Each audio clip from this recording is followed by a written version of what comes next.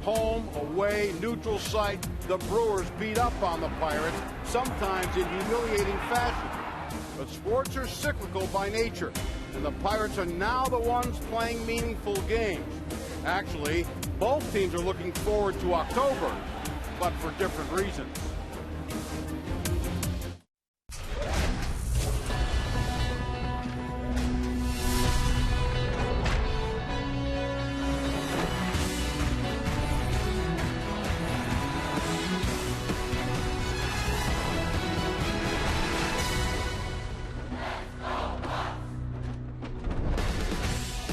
After a long night and a 2-0 loss to the Brewers in Game 1 last night, it is back to business at PNC Park. Pirates looking to even this series with their rivals from Milwaukee. The National League Central Division standings, Cardinals losing last night. Cubs were idle. They are now tied with the Pirates for second in the division. Hi again, everyone. Along with Bob Walk, I'm Tim Neverett. Dan Potash joins us shortly. And right now, Bob, this stretch of games, a time where the Pirates need to take advantage of some teams that are playing under 500 baseball. Yeah, everything is important, and you never want to take anybody for granted. I mean, you can see what happened in last night's ball game. Even though these teams have poor records, they do have some quality pitchers, sprinkled about in their rotations. And if you catch one that's hot on a certain night, he can make it really hard on you, and that's what happened last night with Nelson and his great slider. He went out there and made some really great pitches with that at some crucial times. We didn't win the ball game. So you look at those records, yes, we should win, but still got to go out there and you got to play real hard. You got to play good, smart baseball. That is the Nissan road ahead for the Pirates. And the road ahead tonight for Francisco Liriano. Hopes to be a little better at home. Last year he was 8-1 with a sub-2 ERA at PNC Park. He's looking to even that out now and pitch a little better here. Well, it certainly hasn't gone that way for him this year, but tonight we're the guy that's got, we're the team that has that great guy out there with the superior slider, and I think he's going to find it tonight. I really like this. The Brewers have some guys that really don't hit lefties very well. I think this is a nice matchup tonight for Francisco. Going to pitch very well and get a win. He's coming off a really good start against the Giants on the road. Time to make hay here at PNC Park. Weather's good. Andrew McCutchen is back in the lineup tonight. It's the Bucks and Brewers, Game 2. Lineups and first pitch coming up.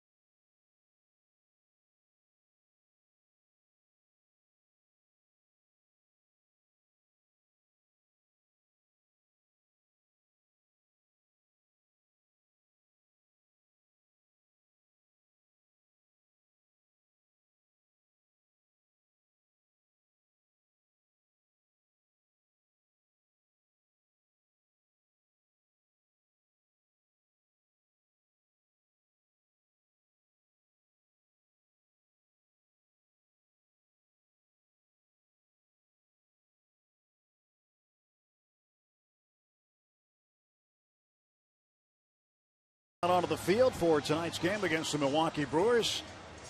Frankie looking to get things on track at home. He's been good on the road. His road ERA 1.52, but his home ERA 6.04. The lineup that Liriano will face, written up by Craig Counsell, presented by Honda. Gene Segura leading off, Jonathan Lucroy, then Ryan Braun. Last 3 games, hitting .417 with a home run and 2 runs batted in. He has 40 RBIs on the season. Gomez batting cleanup, Ramirez 5th. Rogers playing first base tonight, Parr in left, and Perez out at second base, and Taylor Youngman will bat 9. Craig Counsell in his first month or so really as skipper. He'd been employed by the Brewers and took over when Ron Renicky was relieved of duties, and now Liriano getting set for his 12th start. Hey, look at that opponent batting average. That's awfully nice to look at when the league is hitting less than 185. And the entire National League basically has been like a decent hitting pitcher against Liriano this year. But he's had a couple of bad games here for sure in this ballpark, and that's kind of messed up the ERA. Hopefully tonight he'll be right where he wants to be with all 3 of his pitches. Andrew McCutchen is back in the lineup tonight after an off night last night. Pirates defense presented by Honda. Marte back in left, Polanco back in right. Harrison, Mercer, Walker, Alvarez left to right around the infield. And Francisco Cervelli completes the all-Francisco battery. And the other Francisco, Liriano, deals the first pitch of the game to Segura. That's in for a strike. The Cisco brothers. Segura had a 10-game hitting streak end last night. He went 0 for 4, grounded out to short 3 times and struck out. Did a lot of swinging at bouncing pitches last night.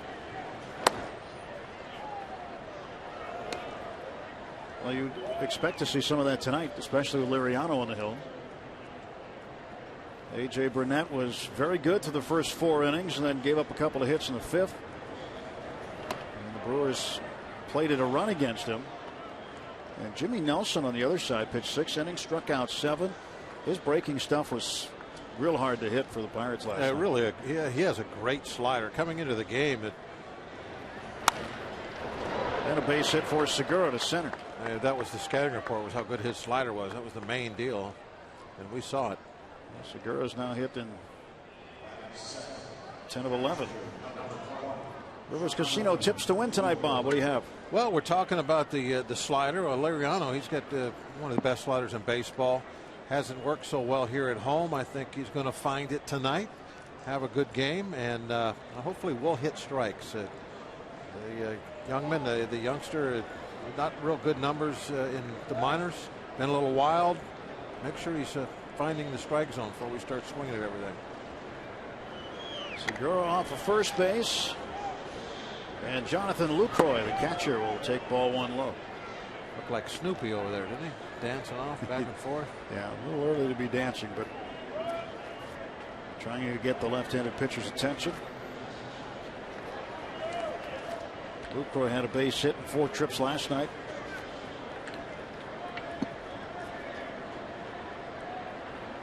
Segura off first. Trying to get Liriano to flinch. 1-1.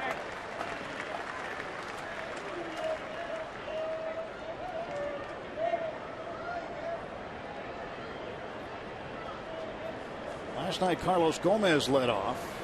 Order shifted around a little bit tonight. Last night's second baseman, Luis Sardinas, sent back to AAA Colorado Springs. As Taylor Youngman was activated today. That was the roster move made by the Brewers before the game. The ground ball slowly hit. Walker will have 1 play. There's 1 down for Milwaukee in the first. The Brewers have had to do some juggling with pitching staff, moving guys in and out of it. Been a tough year for him to this point. And it's been a tough week too, because last weekend, or say last week, while the Pirates were in San Diego, the Brewers had a game with the Diamondbacks that went 17 innings, and they had to use the next day's starting pitcher, Matt Garza, in relief late in that game. So Craig Counsell has had to fill in and try to play catch up ever since. There's Garza.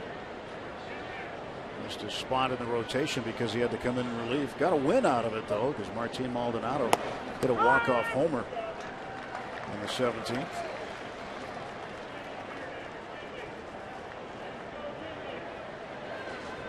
Ryan Braun has been very good lately. 2 hits last night, single double and an RBI. Had the insurance run knocked in the 8th inning of last night's game.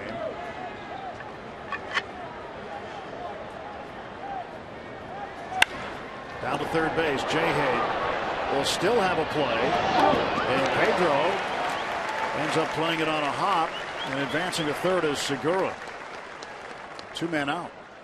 It was a nice stop by J-Hay. That ball hit very hard, but I'm wondering if he was a little distracted by Segura. Segura's coming a long ways away from second right here. And you see J-Hay take a little look at him.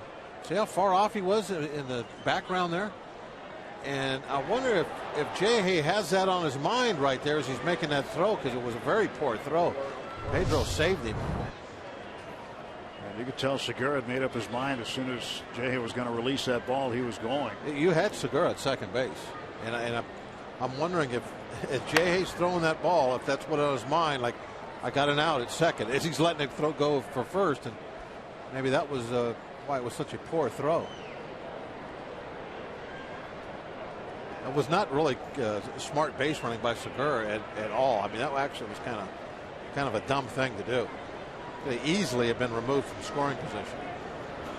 Gomez bunts down the third base side, and that ball's going to roll foul. Smart move by J-Hay. You know that as soon as it leaves the grass, it's going to go foul. And that's strike 2. J-Hay's got a new friend. Right there, he sees the direction the ball's going, and he's seen too many of those. He knows it's going to be just a matter of time before it's nothing but strike 2. Gomez tried to bunt in the game last night as well with runners on, 2 out. And he strikes out here. And the Brewers lead a man. So strikeout number 1 for Liriano. No score after half inning. Pirates coming to bat against Taylor Youngman.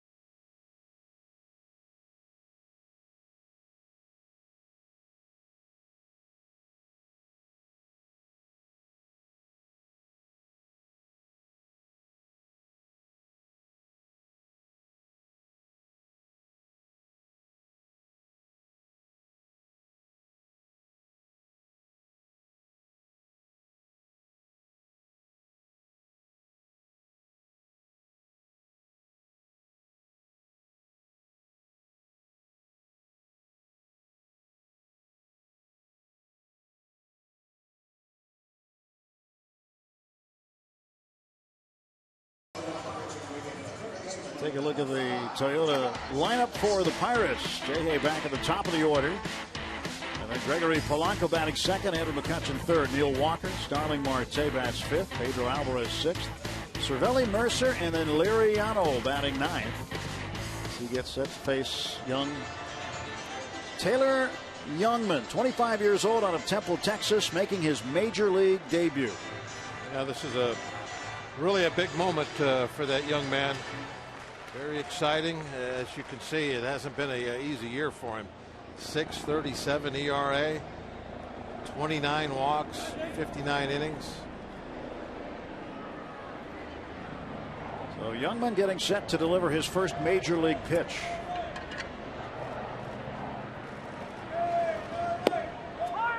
And that is a strike to Josh Harrison.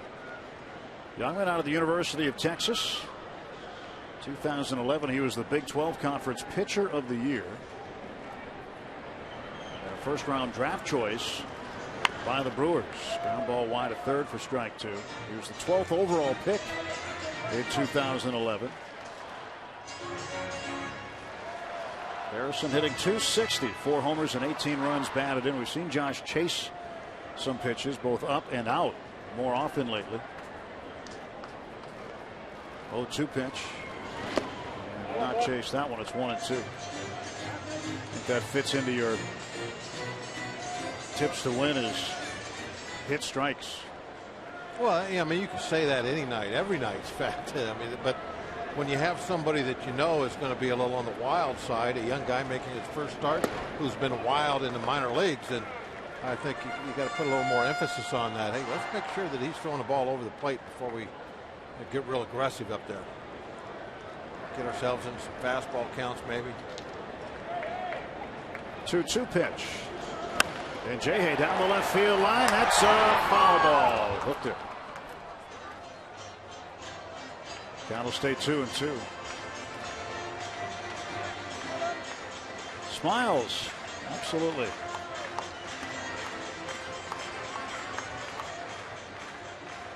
Well, thanks for getting us these seats, Dad.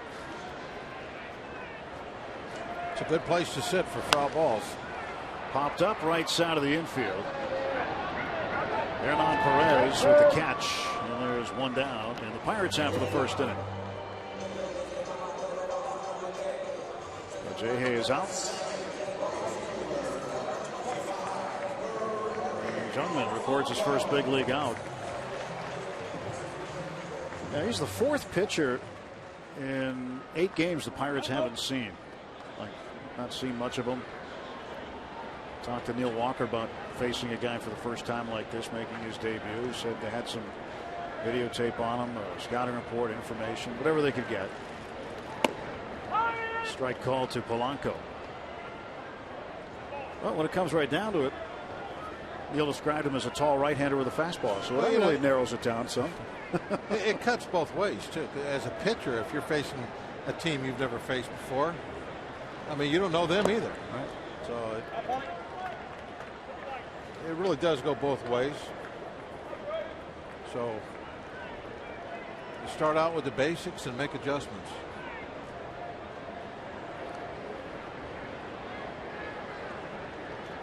1-1 to Polanco. Ground ball to Perez. 2 down.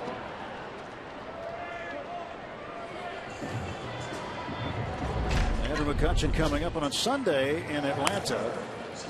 Stutter step getting out of the box. A little gingerly run down to first.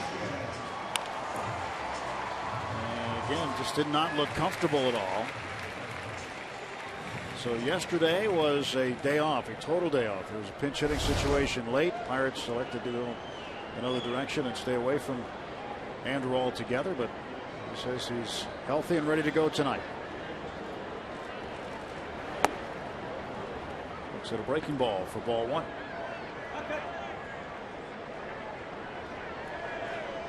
Apparently the Pirates wanted to get him a day off on the road trip, but he was hitting so well he didn't want the day. Wanted to stay in the lineup.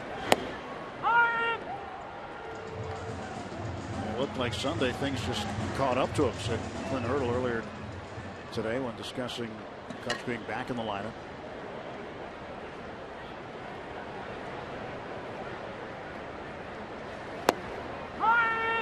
One ball and 2 strikes. Good looking pitch from Youngman. You know, right away you see he has the tools to be successful. He's got a plus fastball, a nice big breaking curve. Can he locate that pitch? Can he get that over the plate for a strike when he needs to? He's throwing a couple of them that he's missed pretty bad with here. This at bat, the first pitch, and now this last one. But of course, this last one was a 1-2 count. Might not have been trying to throw a strike with it. It really tries to add some deceptiveness to his delivery by throwing way across his body. He throws across his body as much as anybody we've seen this year. Count is full now. He steps kind of directly at the Pirate on deck circle instead of home plate. Get a good look at it here. Look at that. Struck out McCutchen looking. So the first major league inning for Taylor Youngman goes 1-2-3, and he strikes out McCutchen for his first catch.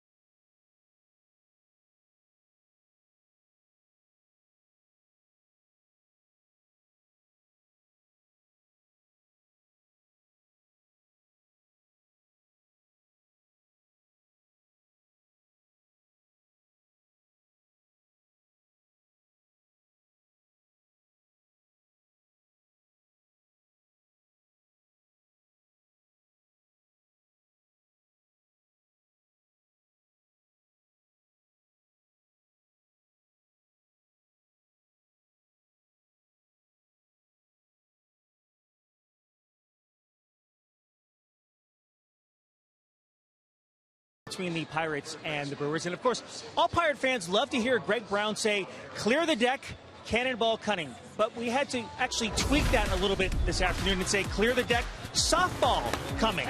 That's because round 3 of the ASA Stadium Power Tour made a stop here, showcasing some of the best softball hitting, hitters who could put the ball in the rotunda and into the drink almost at ease. I know it's softball and you can say what you want, but that's still impressive, no, guys? Yeah. Those guys are some long hitters. I wonder how they hit a golf ball. I imagine they put a golf ball out on the Clemente Bridge. Wow. We've seen them a couple of times over the course of the years at different stadiums. You see, the boats weren't there before. Otherwise, it might have been. I don't think anybody hit the river on a bounce a couple of times. Came close. Came very close. Ramis Ramirez leading off the second.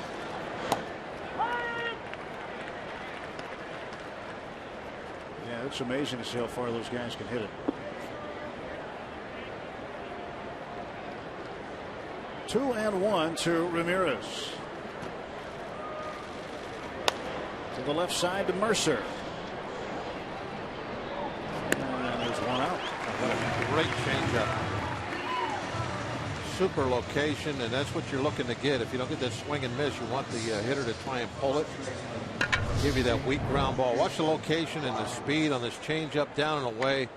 Ramirez out in front, ends up pulling it off the end of the bat, and it's just a weak, easy ground ball out. Beautiful job. Francisco to face the first baseman tonight, Jason Rogers. Brewers getting a right-handed bat in the lineup. Adam Lynn, the normal first baseman, a lefty, he's sitting it out. Rogers pinch hit last night. And grounded out to Mercer at short. That was in the 7th inning. He finds himself behind 0-2. They set up that fastball inside by starting him off. Strike one, change up on the outside corner. Really good command of the last two pitches. You can see the changeup away, followed up 93 on the inside. To left field and deep. Back goes Marte to the track. He leaps, and the ball is gone. Like he might have had a glove on it. And it's a home run for Rogers, his second of the season.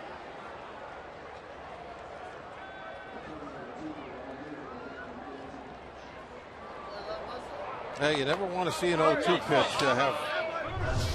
be in that strike zone where somebody can hit it out of the ballpark like this. Now that was supposed to be, I think, a back foot slider breaking way down and in, try to get a swing and a miss on it, or a check swing. Marte had a chance at it, but he went off somebody's glove, either his or the youngster next to him. The ball stopped there. I think it hits the hit something. The hand of the gentleman trying to catch it. Didn't go through clean. Yep, yeah, it sure did. A 1-0 Brewer lead. That's the 7th home run given up by Liriano this season. And it's the first time he's given one up on an 0-2 count. And all of last year he allowed just one 0-2 home run. I think that was a slider that he, as I said, was trying to get the break hard down and in, and it didn't break much, and it wasn't in a real good spot. 1 out, bases empty. Parra, 2-1 pitch. Swing and a miss.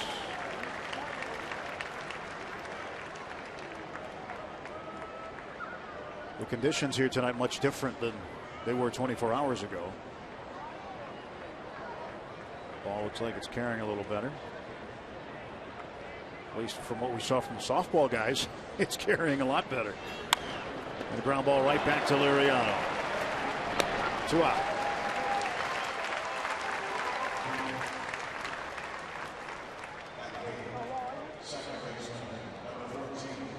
The home run estimated at 361 feet. Here's the guy that had the ball go through his hands but recovered and picked it up. Some still photos. Dave Arrigo, Pirates photographer. Nice job, Felix. And look where he is. He's down by the on-deck circle. That's some lens. Yeah, it is. Wow. Ground ball to Mercer. Hit by Perez. Hernan Perez is out. The 1 run on the solo shot by Jason Rogers. And it's a 1-0 Milwaukee lead.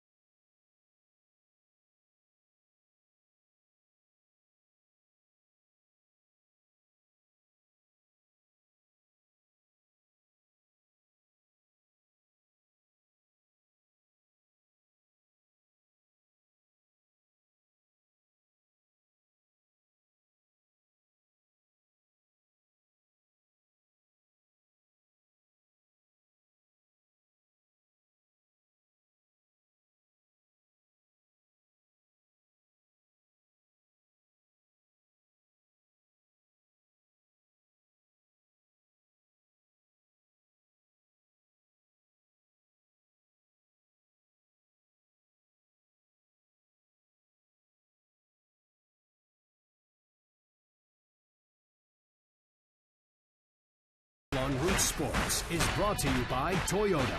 Toyota helps you get the most out of your drive. Just ask a friend who drives one. Toyota, let's go places. By Barrel Automotive, we're driven to be better.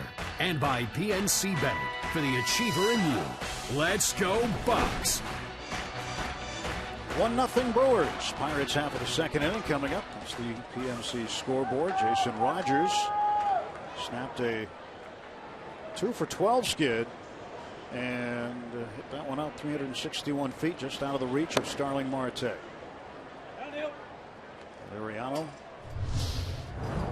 just his second hit given up. Ken Hurley giving Starling Marte a high five for the effort to get in the vicinity of that baseball to begin with. They got the glove pretty close. Yeah, if he pulls that one back. Well, I thought for a moment that he might pull it back, but it doesn't matter anymore because they replayed it. But if he, in the days before replay, if he pulls that one back, you know, it goes, dips down over the fence like he did, and then comes back over with the ball in his glove. Right. Might have to give him the catch. High fly ball left field. Parra under it. One out for the Pirates.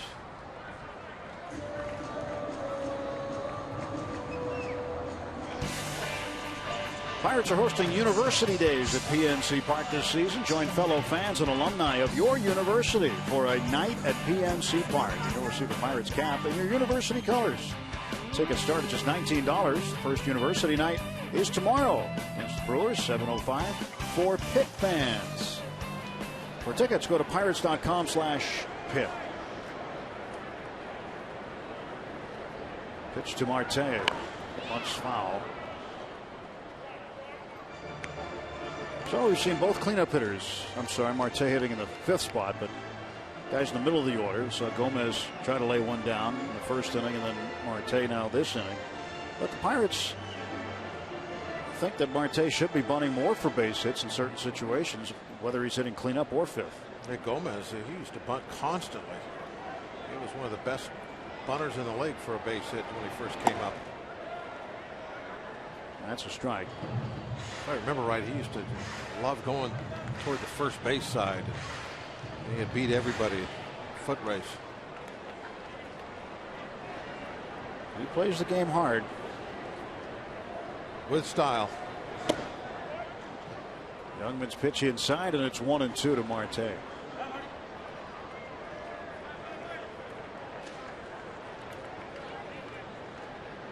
.251 the average, 11 homers, leading the club.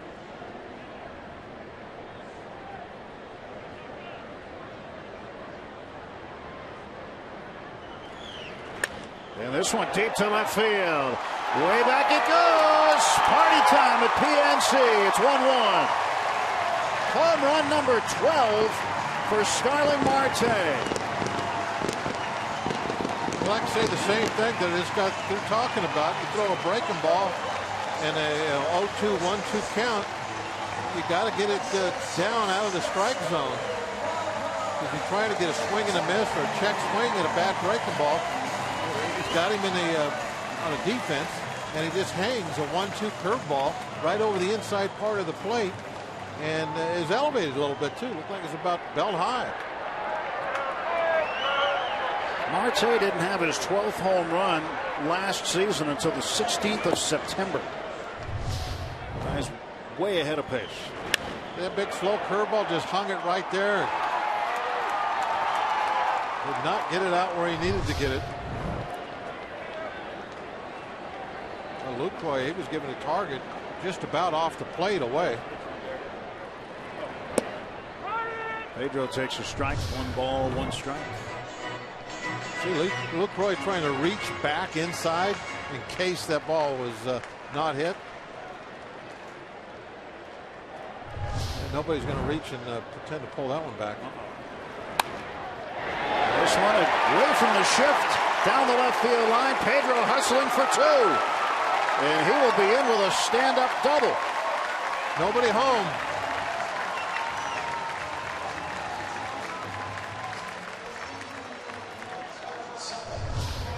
Everybody overloaded to the right side. Pedro just flicks one the other way for 2 bases.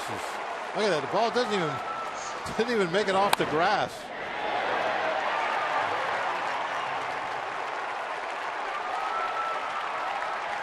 Well, Pedro into second base. He's now in double digits in doubles with 10. Tomorrow it'll look like a line drive in the gap in the box score. Career double number 100 for Alvarez. 1 out. Cervelli at the plate. Youngman out of the stretch. Someday somebody might add, do you remember your 100th double? Yeah, I hit a slow ground ball to third. Yeah. But that's what you've got to do against the shift. You got to make adjustments. And yeah, you know, it depends on what the game situation is, but for the most part, you can try to just go ahead and take your hit, get on base. I've seen some guys seem like they're getting pretty good at it. Pitch inside, and Cervelli reacts. That's 1-1.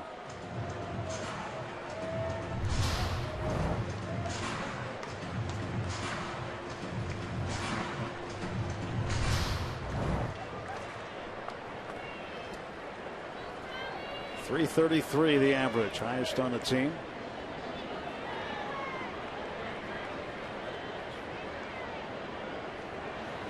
And it hits. So a couple of pitches inside. That one got him. And the Pirates have 2 on and 1 out. Well, you knew it was going to be wild. Got him good. Cervelli now has reached base safely in 17 straight games.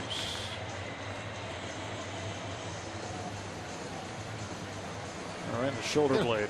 He gets hit so much when he's catching. He's up there hitting it. It's not a glancing blow. That one stuck on his arm for a while. You know you got hit good when the ball bounces back onto the infield grass.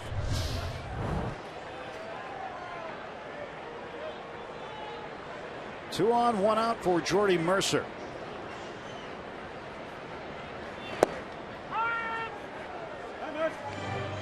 Nothing in 1 to Jordy. Mercer's hit safely in 7 straight. During that time, he's raised his average from 184 to his present average, 214.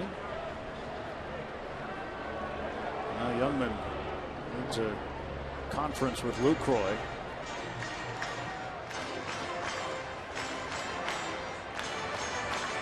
Well, Cervelli will have a mark to go with all the other ones he's got. He is a mass of bruises.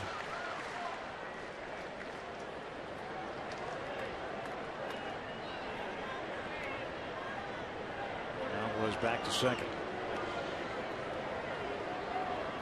A home run by Marte, a double by Alvarez. Cervelli hit by a pitch. 1-1 ball game. Nothing in 1 to count to Jordy. Toward the hole. That'll be a tough play. And out at third on the force is Pedro. Pretty darn good play. And by both guys. Segura ranging far into that hole to get that ball in. Make a nice accurate throw. And then the old vet able to get back to third in time. Make that catch and get the out.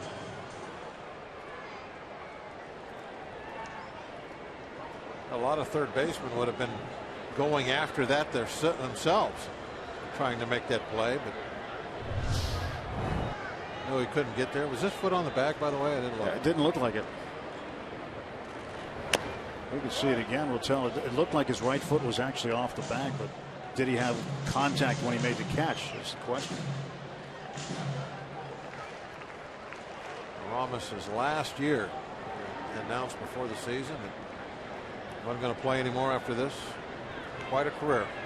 0-1 and heading to third base is Cervelli. A stolen base for Cervelli. Let's take a look and see if he Ramirez had his foot on. Yeah, right there the left foot is on and then it slides off. Yeah. That's right. Absolutely. Right foot was not. Left foot just caught that corner. He was tap dancing over there. Fancy footwork. 0-2 to Liriano. Knocks this one foul. Frankie will get a hit every so often. It's 2 for 22. Dan Potash trying to help out. Way to go, Dan. Above and beyond. Souvenir for somebody.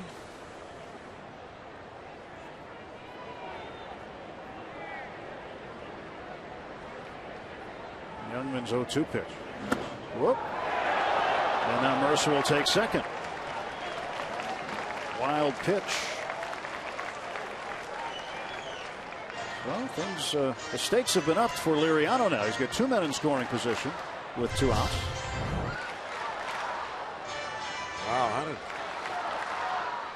that ball stay off the backstop?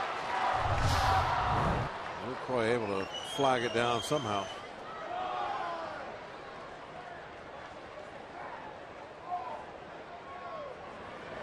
And Liriano out on strikes.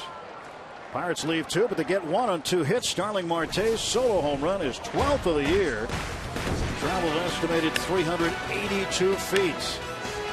Marte with a dozen. Evens the game at a run apiece.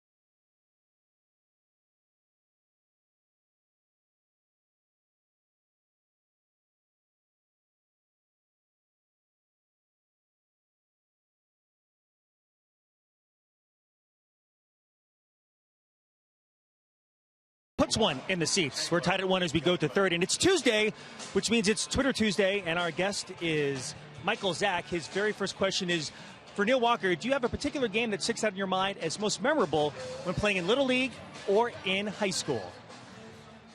You know, I can remember when I was a little kid playing for Bradmar Pine. I remember it was the first time I realized that I could hit left-handed. I fooled around in a game, and I hit a home run right-handed, and I said, you know, I want to try to hit left-handed because I always messed around with it, but never did in a game. I hit left-handed, and I hit a home run in the same game. So that was one of the more memorable moments in my my Little League career because it was kind of the start of something, and I didn't even realize it. See, that's where you can do stuff like that, guys. In Little League, you can try different things out. I want to pitch. I want to catch. Hey, you know what? I hit a home run right-handed. I'm going to hit left-handed. And look what it's done for him, right? Yeah, you got to try it. Find out if you can do it. You also have to have a coach who will let you do it. And he did. Here's Taylor Youngman's first major league at bat. Swing and a miss.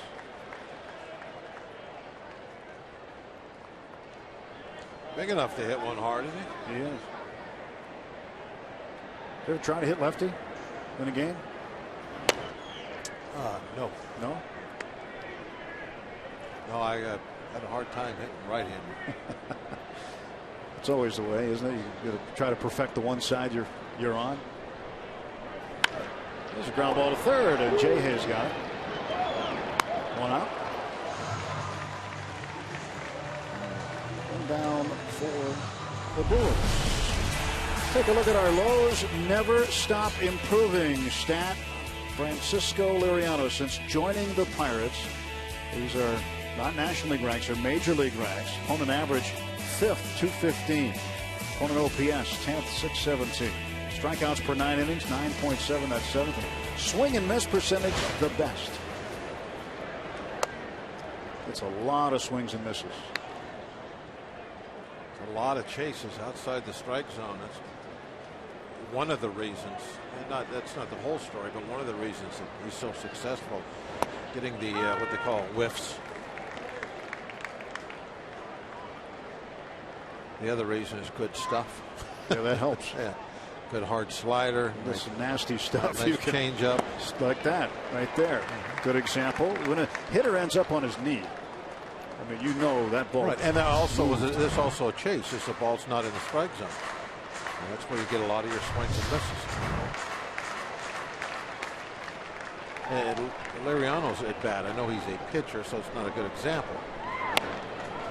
Another comebacker to Frankie. 2 men out. But he struck out on, I believe, 6 pitches.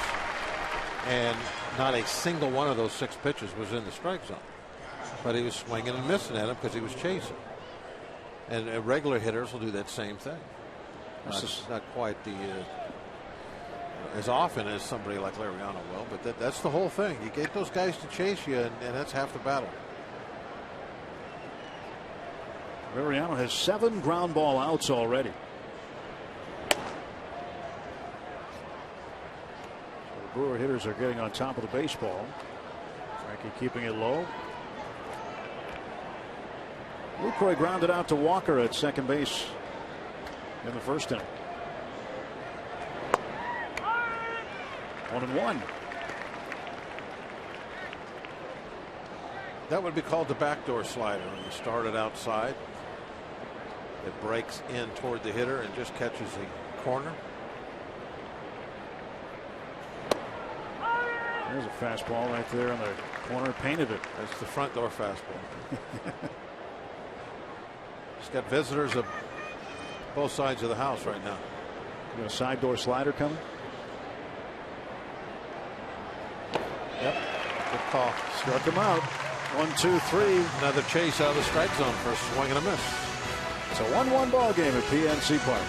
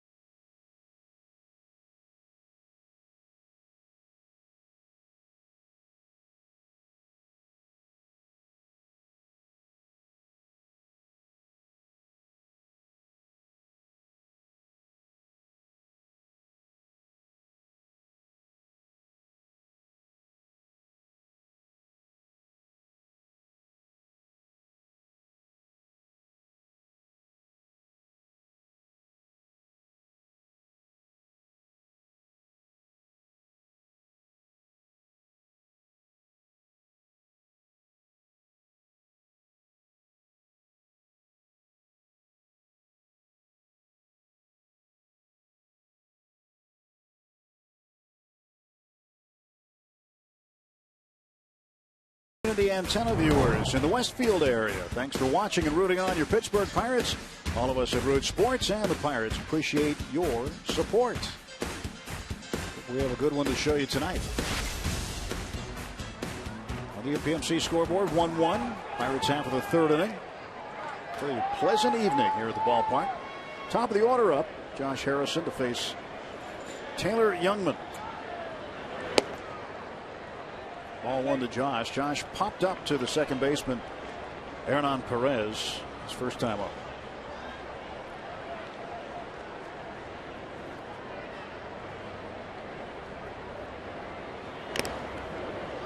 ball and 1 strike.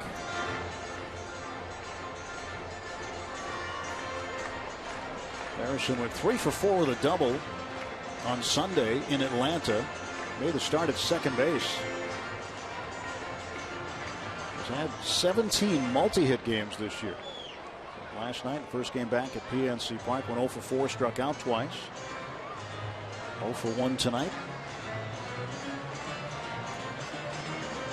He's 0 for his last 5. Get a good shot. He's doing one of them panoramas, isn't he? He is.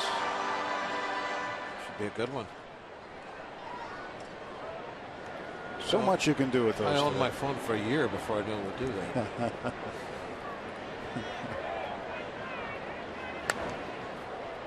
I've had it for about 2 years now. You know what somebody told me the other day, that they'll take videos. Oh yeah, yeah. If you use your phone, Bob, you actually can make this shot yourself. Look at that. Is that absolutely? No wonder everybody says this is the greatest ballpark in the country. Look at that view. Jay just about leaned into that hook. Almost caught that one on the back of the arm. Panorama. Bob shot this with his phone earlier. Look how smooth that is right there. There's no jerking or anything. We have the best professional camera people in the business here.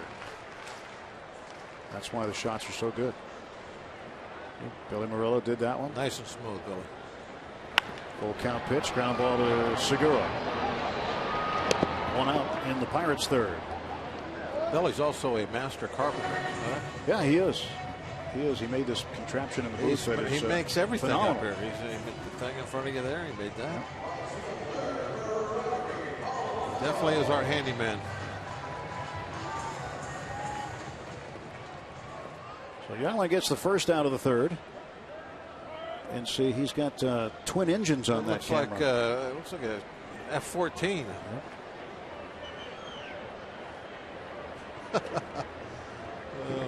He won't be hot, that's for sure. Keep himself cool on the warm nights. Mariano trying to keep his arm warm in the dugout. Keep it staying cool. You don't wear. You don't put a jacket on. You can see it all. You just put a little something over that elbow. Keep that elbow warm. 1-1 to Gregory. Not good command tonight with that curveball.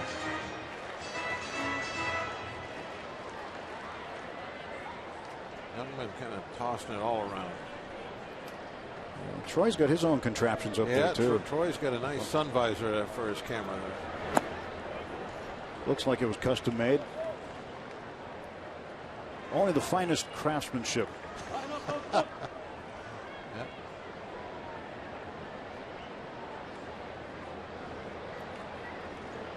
Here comes the 2-1 to Polanco. It's 3-1. I was talking earlier about Youngman's delivery.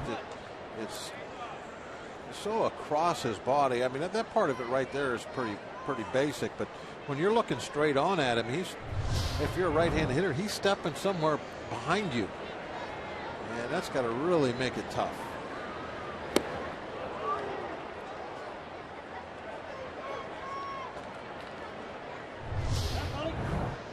What the batter sees. Now he's going to step over there almost toward the on-deck circle of the Pirates. That's about, I would say, where he is stepping with that front foot. And then flies open real quick and brings up all home.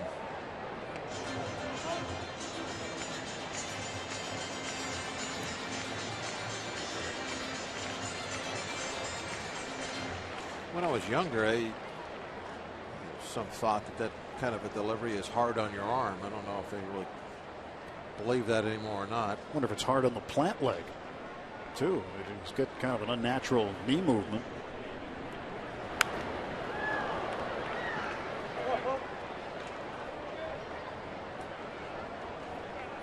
You know, when it seems like different eras have different injury problems.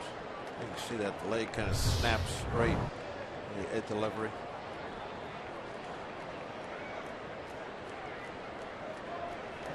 Payoff pitch fouled off again. And nowadays it seems like it's all about the Tommy John surgery. I mean, everybody gets it.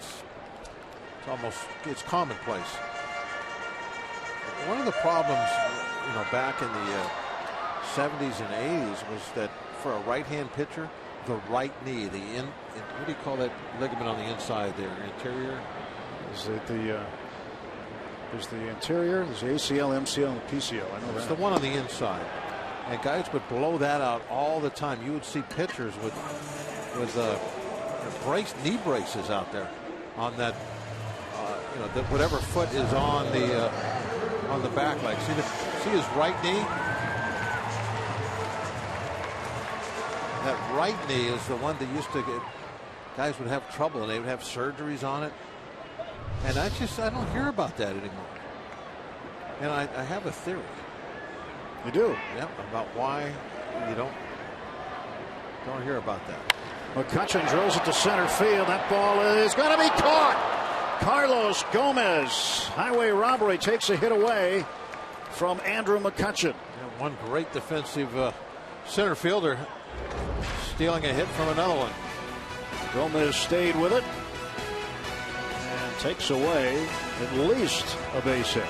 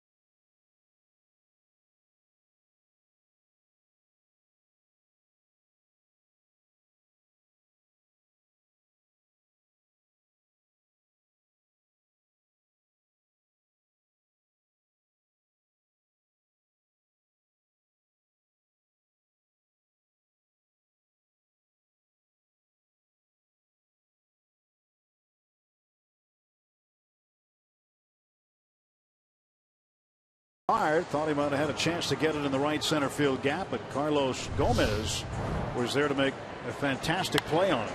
That ball slicing it away from him. But as I said, he is one of the very best. He could really go get him out there in center field. And he was able to quickly track that one down.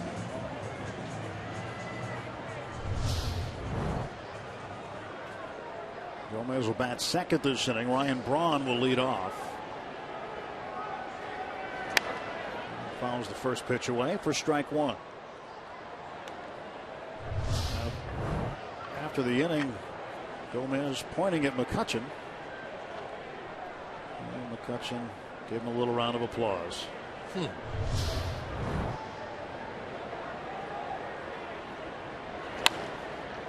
Jordy Mercer right there.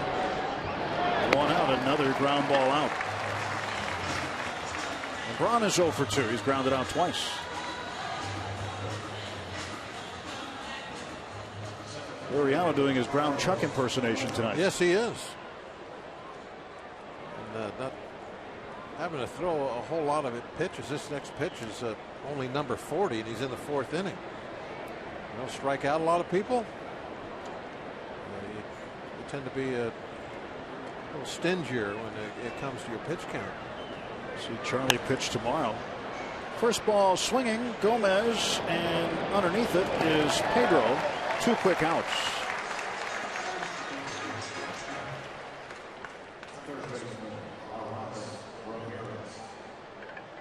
Barrel Automotive League leaders stat where Liriano ranks in a number of categories this season. top 3 in all of those. First in opponent average 185.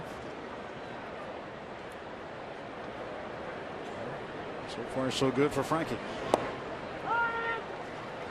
Strike to Aramis Ramirez, who was taking all the way after the 1 pitch out to Gomez. Now normally these guys don't hit back to back, and normally these guys are both notorious first ball swingers.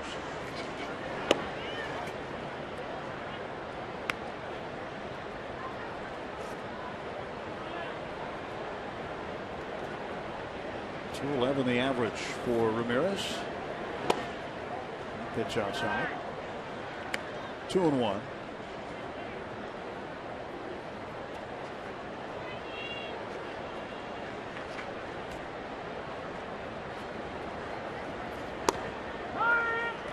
Evens the count. 2 balls, 2 strikes. Aramis Ramirez has had his share of big hits in the big leagues. Taking his farewell tour this year.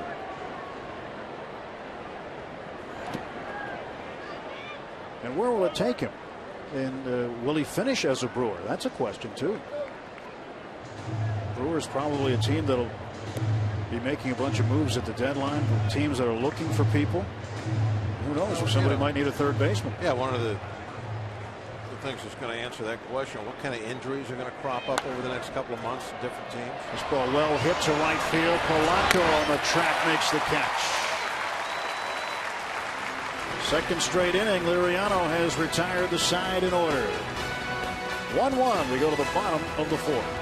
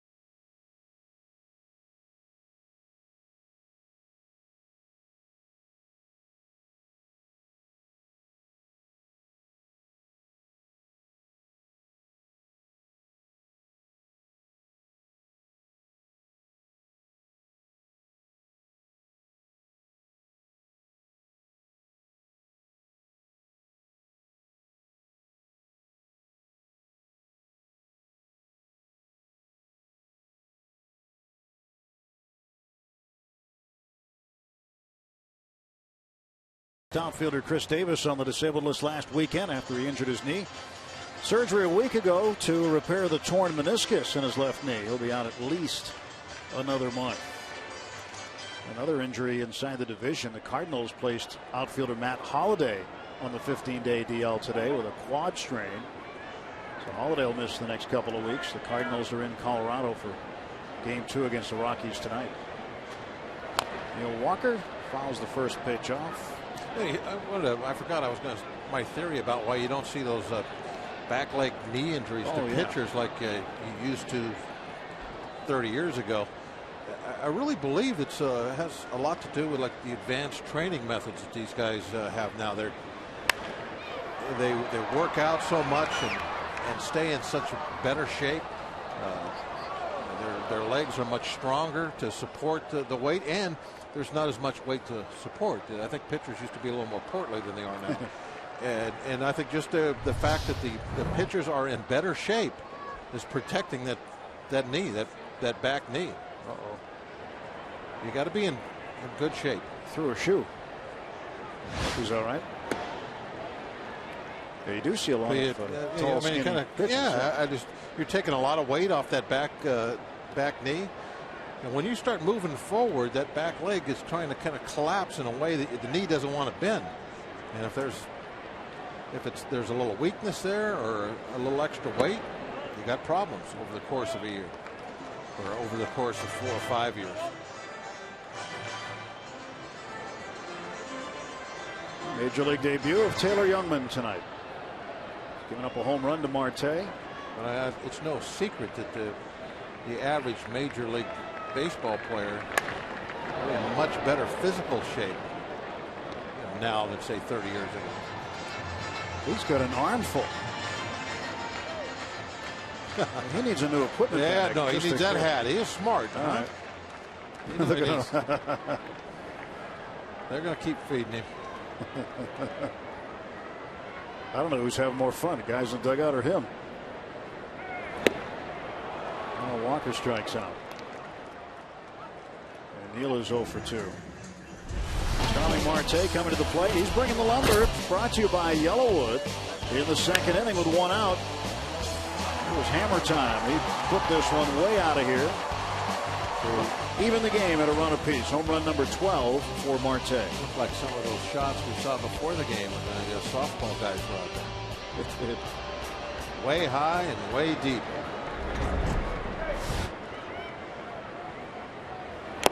Except these baseballs are all uniform. The ones the softball guys use are not. They have different types of softballs. They're probably using what they call the unrestricted flight. I didn't know that. Yeah. And then they have some that are called restricted flight. On a bunt right back to Youngman. That's an easy out. Wasn't that easy? It became a little more difficult at the end, but not what Marte had in mind. You can throw some wild ones toward the plate. You can throw a wild one over to first, even though he was underhanding it. We'll check out the Point Park University tweets at the bottom of the screen. Talking about his home run last time up.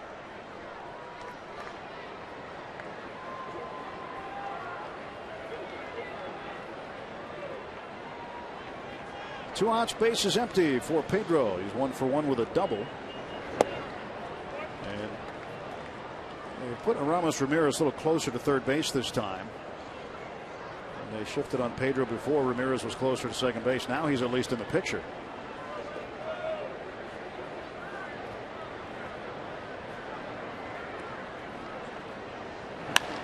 Pedro goes deep to the gap in left center. And Parra runs it down. Gerardo Parra took the perfect angle to the baseball and retired Alvarez. Bucks gone in order for the second straight inning.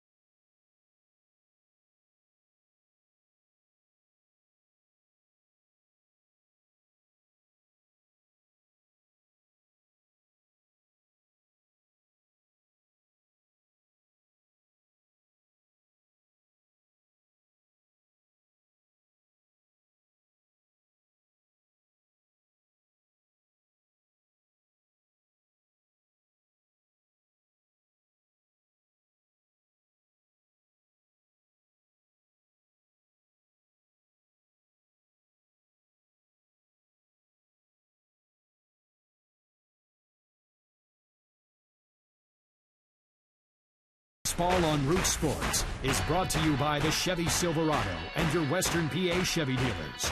By 5 Hour Energy Shots. Have you tried great tasting 5 Hour Energy lately? And by Day Automotive. We're gonna make your day. Let's go Bucks! Here is our Day Automotive this day in Pirates history. This date in 1914. Honus Wagner became the second player in baseball history to reach the 3,000 hit plateau, joining Cap Anson, who reached that magic number 17 years earlier. Came on a double against the Phillies in a 3-1 Bucco loss.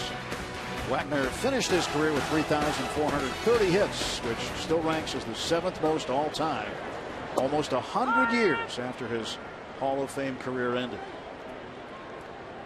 1-1, top of the 5th.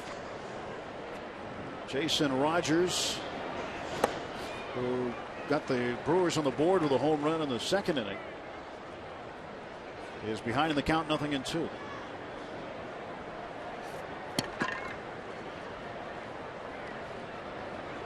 Rogers grounds it down to third base. One handing it is Jay Hay, going on the run. 1 out.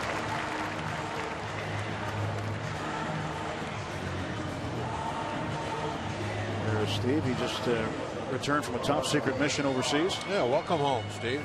It was over on the Danube River. Yeah. Took it all the way to Budapest, I believe. Yep. Had a great time, he said. One of those river cruises. We're talking with Steve about playing in the minor leagues. We're talking with you actually about playing in Hawaii, and then he said, he never played west of the Mississippi. I thought your comeback was pretty good. And I said Lewis and Clark hadn't opened it up yet.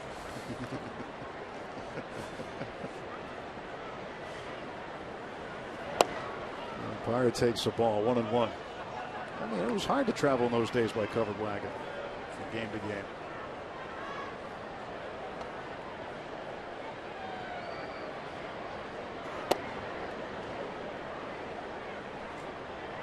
I can remember not understanding it about really the trains and stuff. How could they do that? But thinking back at that time, and I'm not poking fun at Steve here because I know Steve didn't play during the trains era. Even though we tease him. But the cities just weren't very far apart, really. I mean, you got out to Chicago and St. Louis, you were on. That was the end of. You were on the edge. That was it. And so they could travel around by trains. There was no reason to go on the other side of the Mississippi. St. Louis was as far west as they went until the Dodgers and Giants moved out west in the late 50s. And then they needed some teams to kind of fill that out for the Dodgers and Giants. And Parra chases that one and strikes out. That is 10 in a row set down for Liriano since giving up the home run to Rogers. On the road traveling and want to watch your Pirates? Subscribe to MLB.tv Premium for live or on demand on over 400 devices. Real-time highlights, live look-ins, pitch tracking, and more. Blackout and other restrictions apply. Visit MLB.tv for details.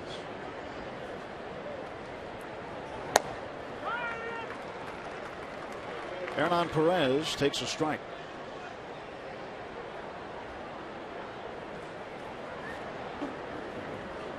0-1. And a ground ball to third base.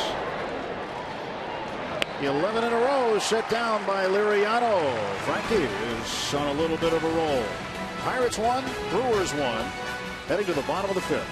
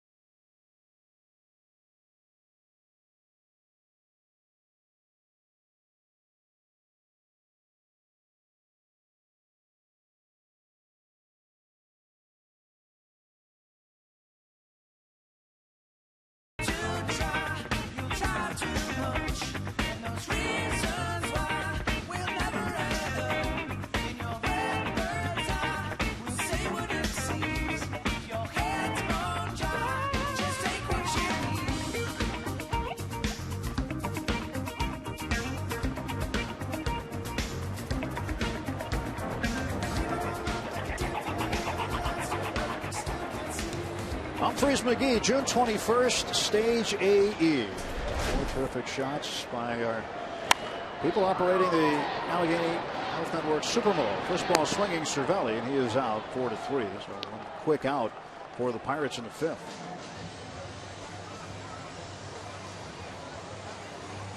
Starling Marte's homer, the only run on the board for the Bucks. Each team with a run on 2 hits.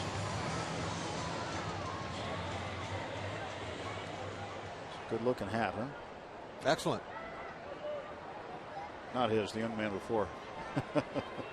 Jason Rogers hit the other home run. Yeah, there's the hat. Not a good hat if you were wearing it last night. Probably collected a lot of rain. Yeah, it would have filled up. It would have been more like a sink than a hat.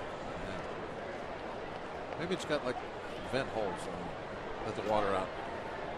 Well, we need to give a tip of the cap to the grounds crew for their work last night. They were tested, and they did a terrific job. Yeah, I know that the infield, and we heard some of the players mention it during the rain delay, that it was kind of slow going out there, but you never really saw anybody sliding around trying to run the bases. They did a great job, I thought, of especially the base paths, keeping them relatively dry, and you could keep your feet on them. Probably weren't going to be real fast, though. No. But I mean, with that much rain, you're not ever going to have a fast track. Pitch number 3 was called a strike, and Jordy understandably not happy with it. Pitch one right to Perez for out number 2. Well, 2 gone for the Bucks. On this week's Inside Pirates Baseball, Archimedes Caminero finally finds a place in the majors after 9 long years. Francisco Cervelli is a magnet for foul balls, leading to some piñata-like beatings behind the plate. And there's much more to come on Inside Pirates Baseball, presented by Allegheny Health Network, tomorrow after postgame on Root Sports. Make sure you tune in.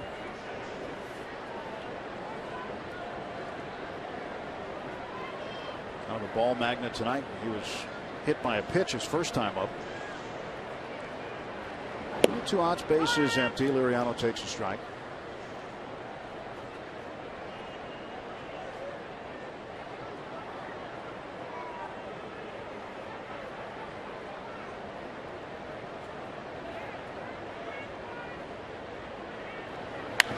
Frankie hits a ground ball to Segura. Brewer shortstop throws him out, and the Pirates for the 3rd straight inning go 1-2-3.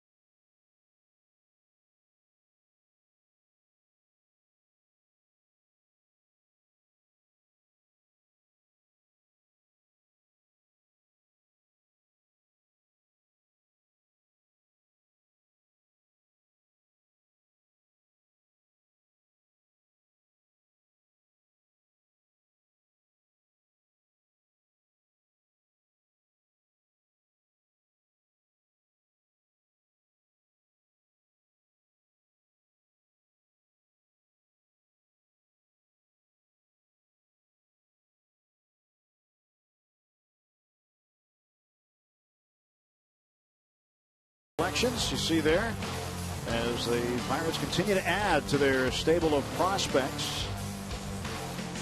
Those are the names that were selected today. We'll be hearing more about them as time goes along. As the first-year player draft continues. Started last night.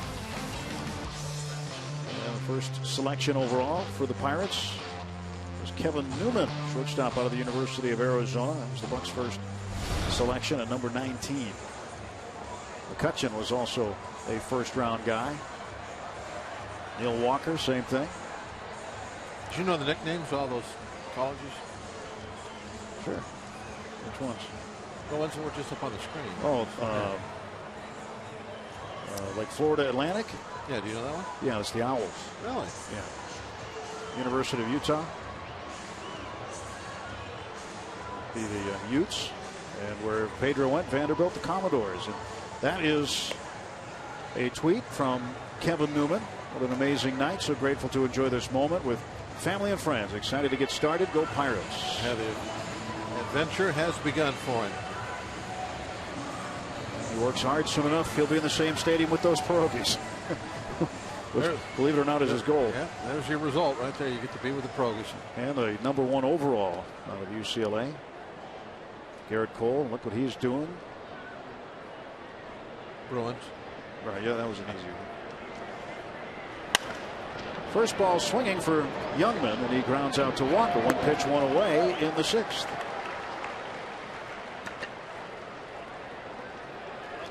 And there is another Wildcat right there from Golden, Colorado. Mark Melanson went to the University of Arizona, and he sent out a tweet. Pirates signed Arizona baseball. Kevin Newman with their first-round pick. Happy to have a Wildcat in a Bucco uniform.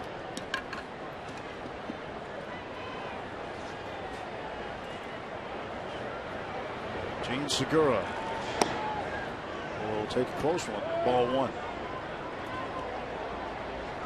Segura 1 for 2 tonight. After he had his 10-game hitting streak end last night, taking an 0 for 4. He grounded out 3 times to Jordy Mercer at short.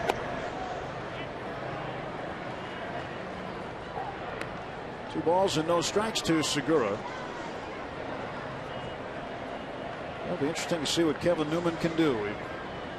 We know the history of him, at least to this point. Up in the air it goes, deep to right field, carrying back to the wall is Polanco, who outs, and he makes the catch. Absolutely fantastic catch by Gregory Polanco against the Clemente wall. A little bit of a smile there, trying to hide it a little bit. He's smiling. Used all that height of his, the long arms, to get up and make that play. You could hear right after that he hit the chain link.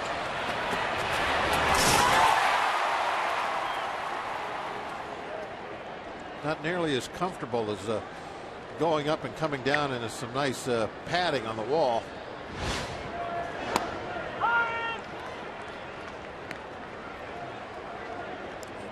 Looking back there at it, just checking to see how much room he's got for the next one. 0-1 to Lucroy. And a ground ball to third. And that'll be the 5th infield assist for Jay Hay. 4th straight inning. Liriano has retired the side in order. And he had some help from Gregory Polanco up against the chain link.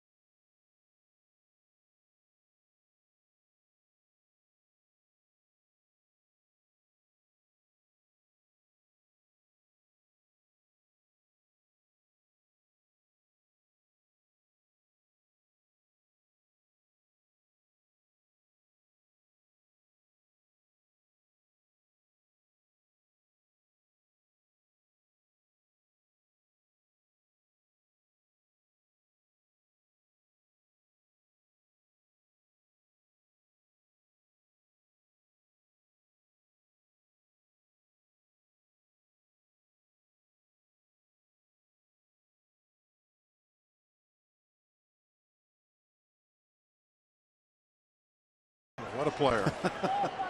Giancarlo Stanton, 20 home runs. And he made a great catch here up against that wall. Yes, he when did. The Marlins were here. And I mean, he gets all that ink because of his power and the massive long home runs he hits. Jay, high fly ball left center field. Parra there, he makes the catch. But he's a complete ball player. He can also go out there and do a lot for you on defense. Harrison is 0 for 3. And in the meantime, the Pirates have not found a way yet to really get to Taylor Youngman. Youngman pitching in his first major league game. He's only given up 2 hits. Allegheny Health Network Super Mode giving us a great look at this. He knew it with the walls back there. He wasn't real sure. So when he went up for that catch, he left that other hand straight out. See if he can put one over that wall.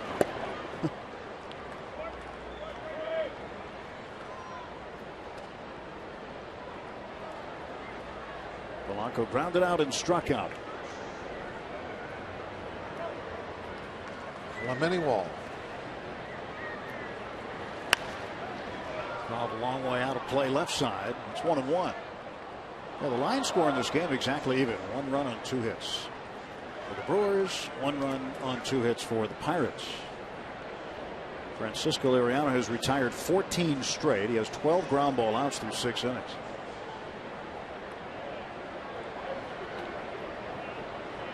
Youngman on a bit of a roll.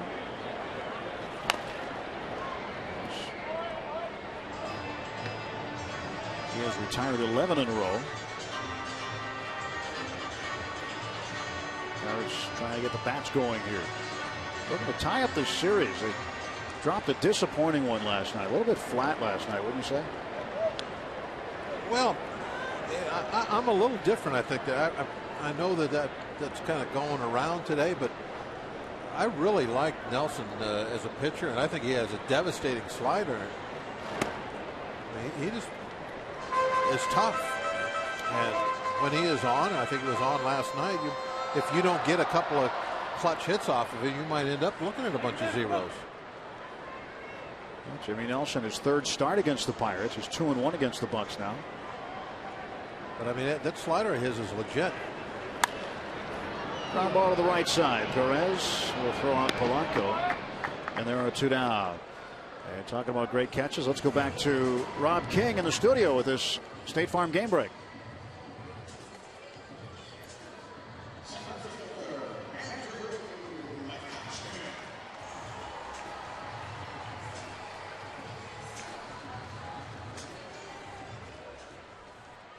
Thanks, Rob. And that is important because Pirates and Cubs tied 2nd place in the standings right now. Buckos will love some help from the Tigers. Touch takes a breaking ball high. Ball 1. Cardinals 6.5 in front of both the Cubs and the Bucks. Cards will take on Colorado a little bit later tonight. This one drilled to left field toward the corner. That ball's going to bounce and go to the wall. And McCutchen will be in with a double.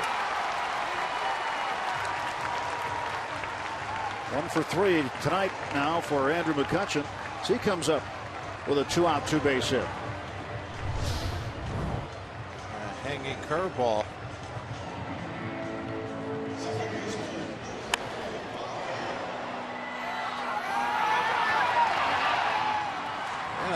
You got to think that at any moment you're going to have a little bit of a breakout against Youngman. He really doesn't have good command of that curve of his.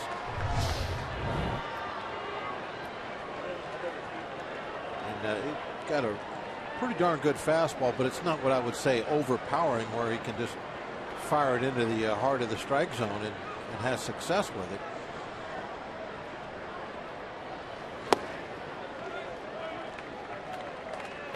Walker is 0 for 2 tonight. Fly to left and struck out.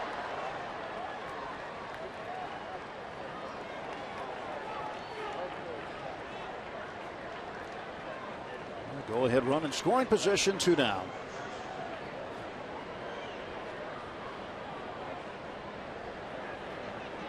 Long look by Youngman. Time is called. Walker's done a good job with 2 outs this year. He's 22 for 66, hitting .333 with 2 outs.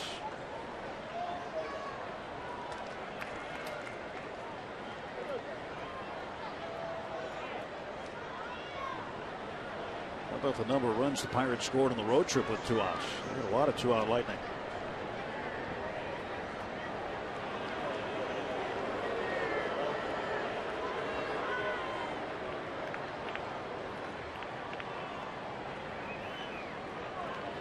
Walker trying to get McCutchen home here. 1 ball, no strikes to count.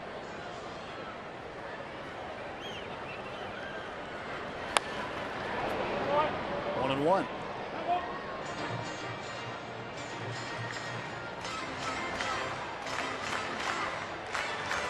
Well, the way Kutch ran to second on that double didn't show any effects from his soreness that he reported on Sunday.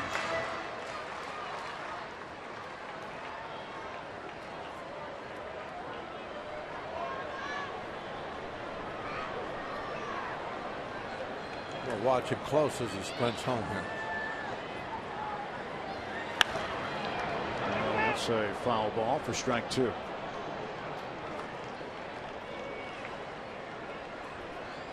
That double by Kutch ended a string of 11 straight, set down by Taylor Youngman. 2 outs and runners in scoring position, a .308 average, so he's done the job.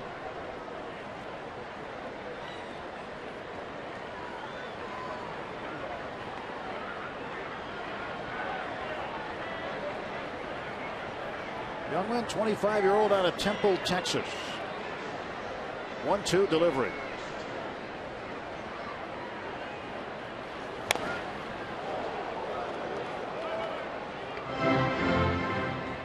Now the Brewers now have their AAA club in Colorado Springs. The Rockies had it there for a long time. Now the Brewers there. It's over 7,000 feet elevation, and there's a jet stream. Along with the elevation, they do have a humidor at the AAA park there, like they do at the Big League Park in Denver, trying to even things out, but it doesn't always work that way at 7,000 feet plus. And that's what Youngman had been pitching in. Did he go? He got run out. Andy Gonzalez, third base umpire, rings up Walker. Walker wants to know why. McCutchen a double. He's left at second. We enter the 7th. It's a 1-1 ball game.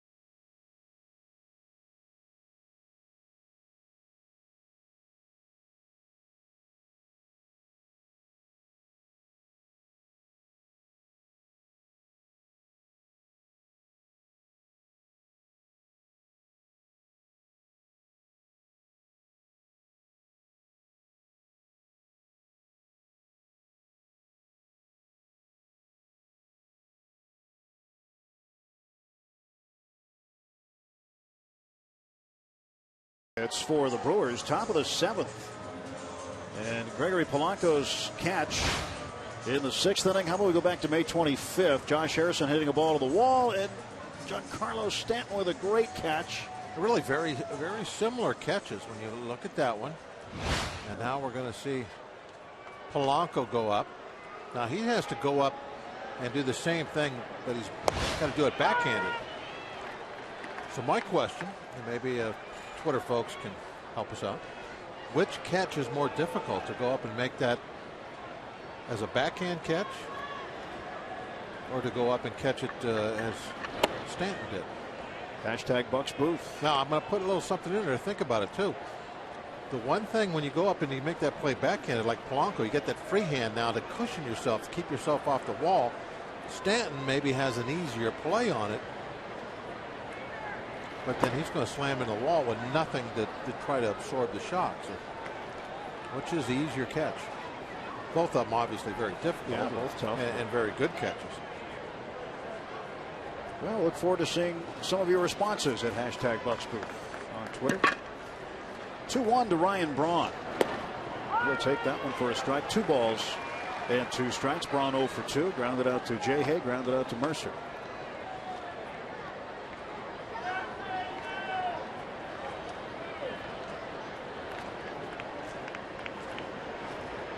Two pitch. Now the count full 3-2.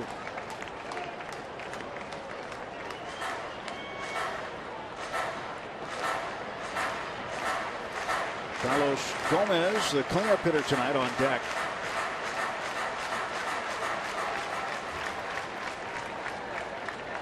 Nice stash there. I like it. And that ends a string of 14 straight retired with a leadoff walk to Braun.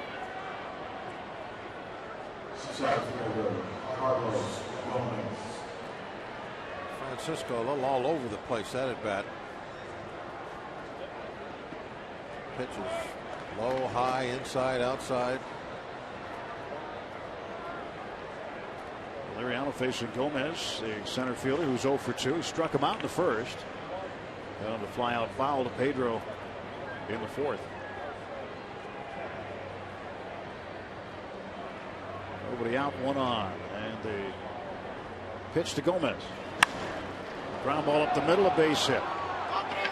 Braun's going to turn second. He'll head for third. And now the Brewers have the go-ahead run at third base with nobody out. I think Jordy didn't see that ball off the bat. It was almost like his first reaction was a little bit to his right. The ball was hit to his left. I think I saw that. And then you'll see an infielder do that when you follow the ball immediately off the bat. Watch. You see it? He broke right. The ball was hit to his left. I don't think he was going to catch it anyway. It was hit pretty firm. See if Gomez tries to get second. I was almost going to ask you right before the first pitch, do you think he'll swing? What are the odds he's going to swing at the first pitch? And certainly he did. Well, for future references, my answer will always be yes.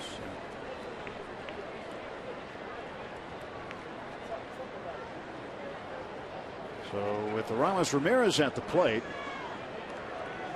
Brewers with runners at the corners. Ramirez is 0 for 2. Frankie's going to have to do some pitching here to prevent a run.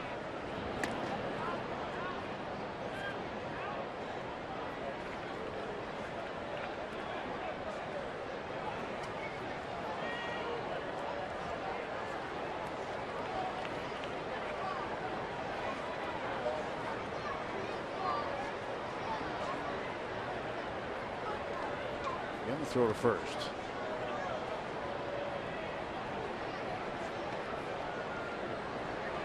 What about Liriano's right leg, his front leg pointing to first base? He doesn't step straight to first. No, he's got an excellent, very deceptive move, almost a balk type move. And that time a little bit of a slide step, trying to have some quickness, get the ball to Cervelli as soon as possible.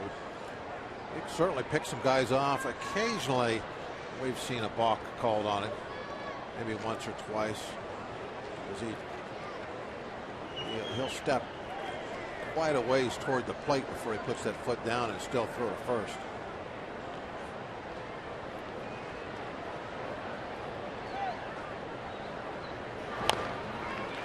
off, and it's 1-2. Likes the changeup, it looks like, against Ramirez. Throwing him a few tonight. Kept in a good spot away. Great spot for a strikeout here with nobody out.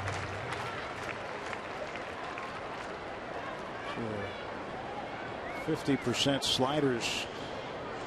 1-2 counts to right-handed batters.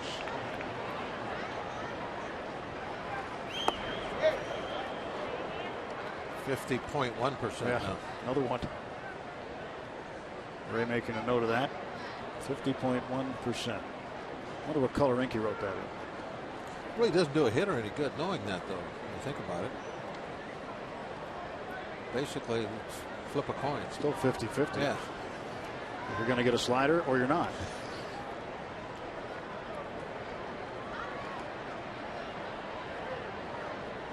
Two and two to Ramirez. And a little number. That's going to get a run home. Liriano tossing to Pedro. He gets there for the out, and it's 2-1 Milwaukee on a 30-foot roller by Ramirez. Really, about as good an outcome as you could get there with still making an out. You got the run home, and you advanced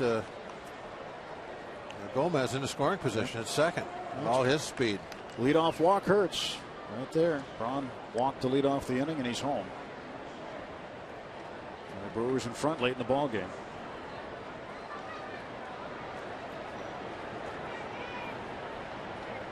Jason Rogers homered his first time up. Grounded out to third in the fifth inning, and he takes a strike here. And Cervelli needs to get a clarification with Liriano.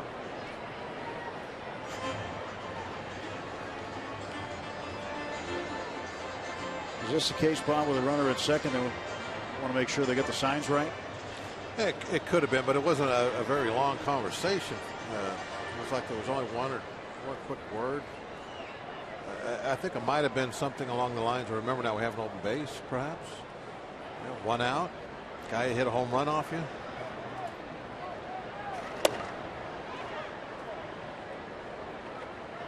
Just be careful. Don't just lay one in there. Don't think you have to throw a strike here. I don't know. Could have been a number of things. Whatever it was, it didn't take long to get the message across.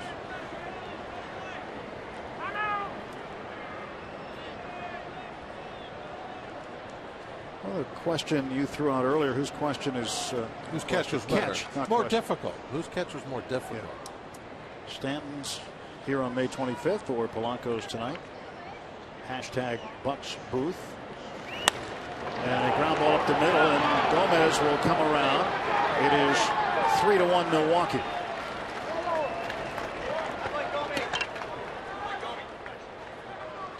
All right, through the legs it looked like. Fifth RBI of the season for Jason Rogers. Right through the legs. Francisco thought he might have a chance. He threw the glove down there and just didn't get it low enough. You don't really know where the ball is. You know about the area it could be. Gomez, great speed. So you're just kind of hoping that it hits in your glove.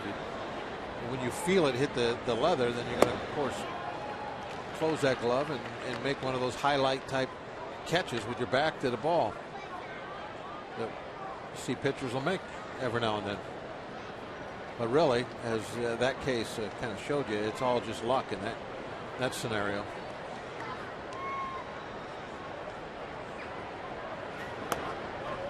One and one to Parra. Left fielder struck out in the fifth. Nice time up. Liriano's had some innings with small pitch counts. He put together a string of 14 straight men retired, so that'll lower your pitch count, keep it down. I think that's about as stingy he's been on throwing pitches all year. Yeah. Pitching into the seventh inning, it's 81 now, but what do you have to begin the inning? 60 something? Yeah, maybe Yeah, probably 65 or so. Jared Hughes warming up for the Pirates. He started the 7th inning with just 63 pitches thrown. Mara loops one over toward Jay Hay. He'll make the catch and foul ground for the second out. That fastball in there deep.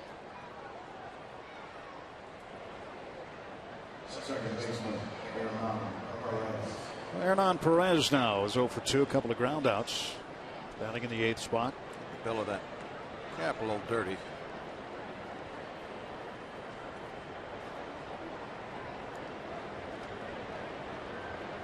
Hitting .083 is Perez. Again, Sardinhas, who played second base last night and had been up for a little bit, sent back to AAA today. Roster move for the Brewers so they could activate Taylor Youngman to make the start tonight. By sending a position player back, they were man short on the bench, just a 4-man bench tonight. Lost their number 9 hitter too. Yeah, because the pitcher hit 8th last night, so not the case tonight. Craig Counsell, he had some interesting batting stances over the years, didn't he? Yeah. They all kind of, everybody's approach is the same though. Once that ball comes out of the pitcher's hand, you can start, all kinds of different ways. Holding the bat way high, or low, against your body, out away from your body. It's all about where your hands are, your feet are when you start that swing. And everybody is pretty similar from that point on. Just the same thing with throwing motions. Dogs, they're all similar. Swing and a miss, and Perez goes down on strikes, but the Brewers strike for 2 on 2 hits, and they leave a man.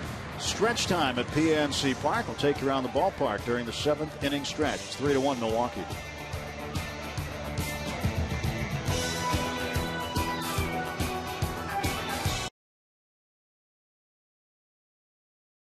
For the 7th inning stretch, we invite you now to stand, follow the bouncing Eaton Park Smiley Cookie, and join everyone watching at home on Root Sports as we sing "Take Me Out to the Ball Game."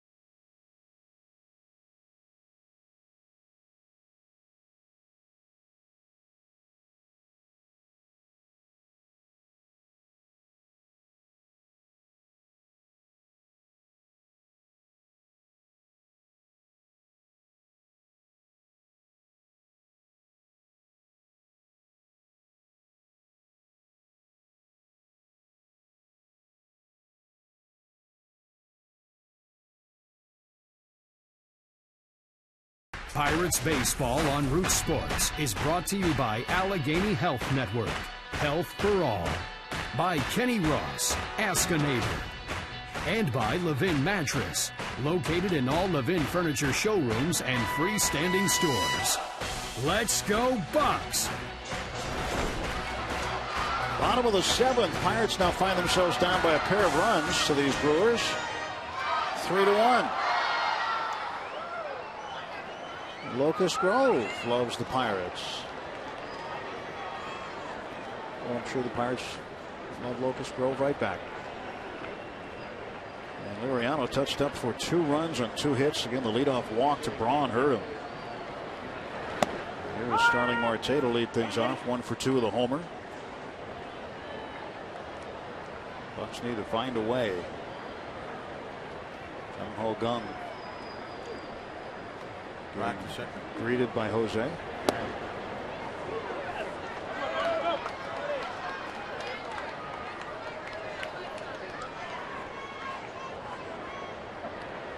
.254 is average. He's hitting .304 in the 7th inning or later.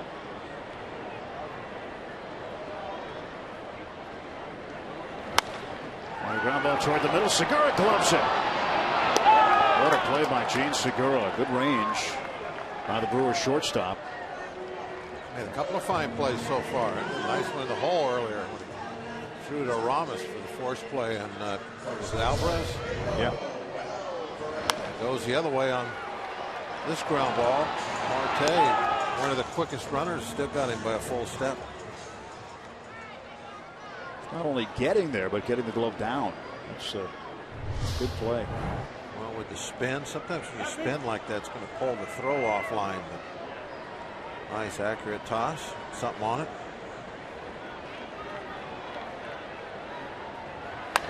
Alvarez rips it down to first. Rogers blocks it. Makes the glove save and steps on the bag for the out. 2 down. Catch the excitement of Pirates baseball at PNC Park this summer with the Pirates Summer 6-Pack presented by Papa John's. For as low as $99, lock in your seats and price when you build your own 6-game plan. Plus, each Summer 6-Pack comes with a complimentary large 2-topping pizza from Papa John's. Find out more at pirates.com/summer. These guys are asking for some pizza probably right now. Sounds good right about now. Got a couple of pretzels over here. Want to munch on one? Is there cheese? In between innings. Any cheese and sauce on it? Got to be. No, these are just the little minis. Okay. Looks like a pizza topping. Yeah, that's, you're right. That would be good right there.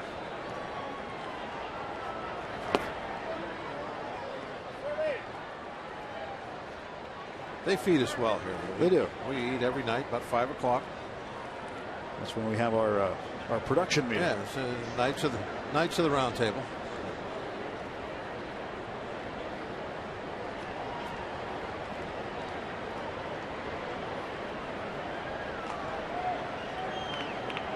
Jeremy Jeffress warming up now for the Brewers. Pitched last night.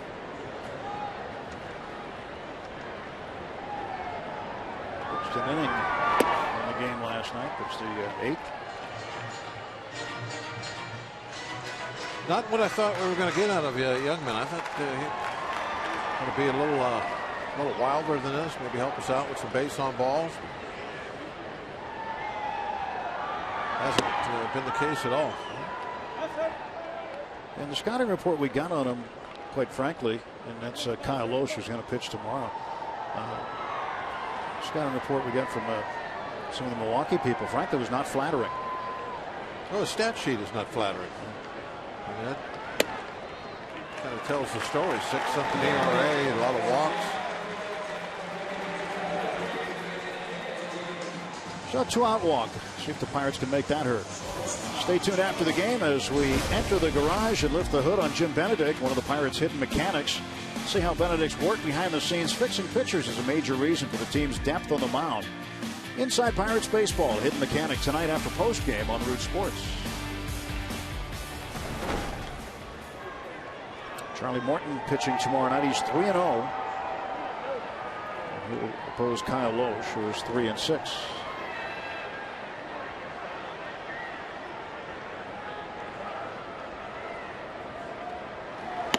The Pirates need to get the bats going and perhaps talk about a series win tomorrow instead of trying to salvage a game in this 3-game set. Charlie 3-0 after 3 starts. Can he make it 4? Loesch picked up a win in relief since his last start. Mercer down to third base, backhanded by Ramirez. Takes his time, throws across, and gets him. Pirates done in the 7th, on to the 8th inning, and Taylor Youngman's been good tonight.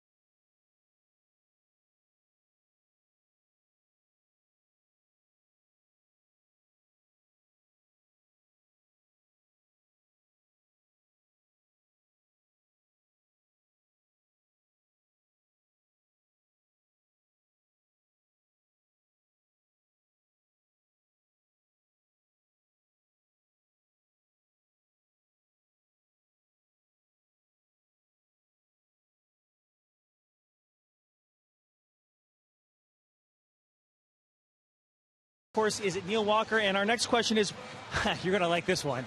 Why is a foul ball called that when it's fair when you hit it? I mean, that's got to be a century-old question, I would assume, but I guess the alternative would be a fair pole, right? True.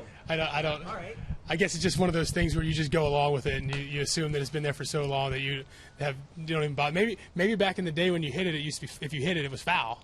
Maybe. We'd have to do some research on that. I have no idea. Okay, guys, I'll throw it up to you with a question. Why is a foul ball called a foul ball when it's fair when you hit it? What's the deal with that? Well, I got an answer for that, but first of all, though, I mean, when the ball hits the pole, what is it? It's a home run. It should be called a home run pole. That's right. I mean, it's more than anything else. But it's a foul ball. Originally, they tried to call it a fair pole. Who did? Baseball.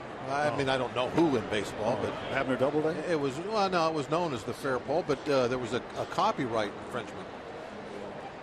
You know, back around the turn of the century, you had a lot of turnpikes and ferries crossing rivers and stuff. Yeah. And leading on to those thoroughfares and ferry crossings, you ever see those old poles that they were weighted on one end and they lift up after you paid your fare? Yes. Well, there's a company that built those. Can't remember the exact name of the company, but it was something about the fare pole. And that was what they called that pole, because that's where you paid your fare for the crossing or for the, to go down the pipe. See, that would be fare, F-A-R-E. So it doesn't matter. So it was a copyright infringement, so they ended up calling them foul poles instead. Shane Peterson strikes out, which was much more believable than that story. No, Are you serious? They were fair poles, yeah, and it was a copyright thing. I've never heard that. Doesn't mean it's not true, but probably isn't. The same thing with the chalk lines. What were they called? Well, they were called fair lines. Fair lines, I see. But they got a call from the lawyers at the Ford Motor Company and said you can't use that. We have a car called a fair line. I just know. I know when to believe you, and I know when not to. I know that I shouldn't believe you anymore. What I should tell you is that Taylor Youngman out of the ball game. Peterson pinch hit for him, struck out. So we're trying to catch people up as Gene Segura. Well, anyway, that's why it's not a fair pull. No, the chalk line thing is completely unbelievable. No, well, okay. But the fair pull, I've heard people try to argue that it should be a fair pull. It's a foul pull. The first car that Ford made. Ford Fairlane. No, the first car. It was the Model T, right? Model T. Okay. Correct. And it was built on the principle that the average working guy should be able to afford a car. Correct. Okay, and now Ford also invented the assembly line. So they built a car at a fair price on the assembly line. So the first name for that was supposed to be the Fairline. That was the name of that car. And then somehow it got changed to the Model T. But the original name for the Model T was the Fairline. 3-1 pitch is on the corner for a strike. Now, I believe that story, but I don't think it has anything to do with the chalk line. Well, yeah, that's why they couldn't call it a fair line. They had to call it a foul line. This is all very confusing. I understand that. 3-2 pitch. And this one is cued into right field. Segura's second hit. I didn't bring this up. Dan did. I know, but the dates that baseball started and the dates that the assembly line and the Ford Motor Company started are two different things. They're not even close. I'll have to do some research on that. I know people on Twitter at #BucksBooth can poke holes in your stories tonight. Let them try. So Ray Searage coming out. And Jared Hughes continues to warm in the bullpen. 96 pitches now total for Cisco here in the 8th inning.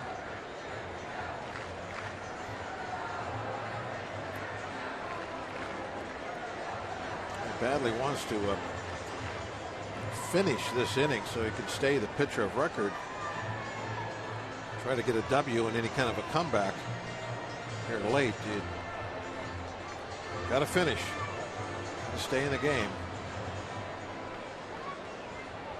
He was so good early on at getting ground balls. He would love to get Lucroy to hit one here.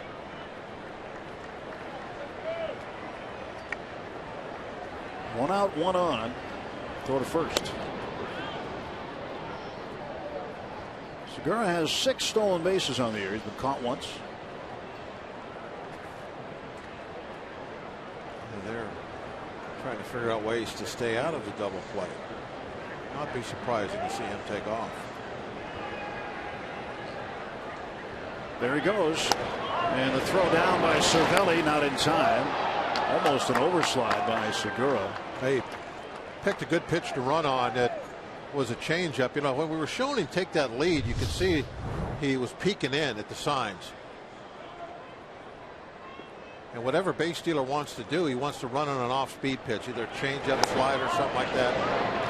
So was it just luck that he ran on the changeup, or did he know it was going to be an off-speed pitch? Tailhook almost came off the deck there. Yeah, it looked like Tony Plush. Niger Morgan. He was stealing bases for the Pirates, had an issue with that. Always seemed like never could get the anchor thrown out in time. He'd overslide and get tagged out. He could get there. He could steal the base. He just couldn't stay on it. 2-1 to Lucroy.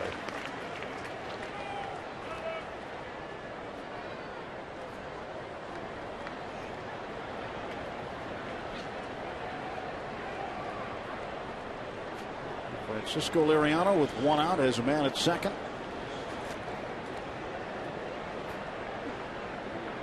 And now the 101st pitch for Liriano. And a ground ball to the left side of the infield. Good hop for Harrison. His throw's high, but Pedro grabs it, and the call is safe. Pedro points at the base. Clint Hurdle will come up the dugout steps. And chances are we'll see a challenge. Yeah, Clint's going to challenge this. I almost had this exact same play earlier. Remember, the throw was very low. This time it goes high. So Pedro's got the catch foot on the bag right there. Yeah, they're definitely out. This should be a quick review. This will show it. Oh, yeah. Fielding Culbreth, the crew chief, the umpire at first base, who made the call. Yeah, this one won't take long, you wouldn't think.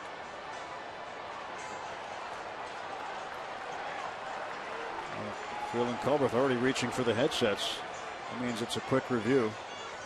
And the call will be overturned. So Lucroy is out, 5-3.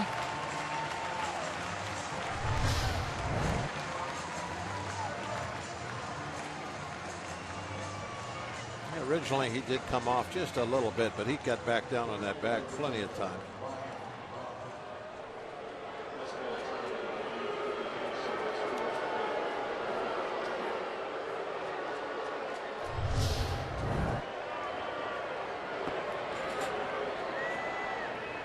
Two men out. And the batter for the Brewers will be Ryan Braun. Segura at second base. He represents insurance for Milwaukee. Braun takes a strike.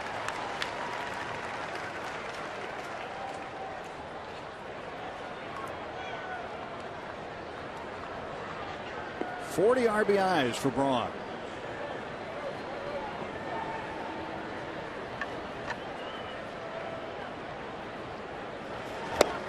Nothing in 2.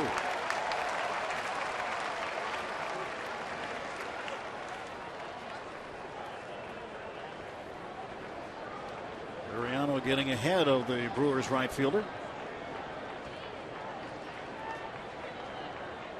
Since the end of April, Braun leads the major leagues in RBIs with 36.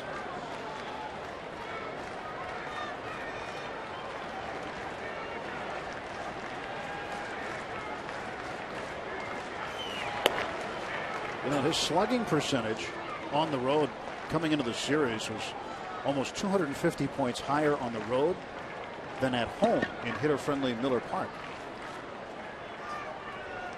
I think he'd have a very good slugging percentage at home compared to his road, but away from Milwaukee, Marlins driving in more. I would imagine that'll come back a little bit. And he goes down on strikes as Cervelli hangs on the UPMC scoreboard. It's the Brewers 3, Pirates 1.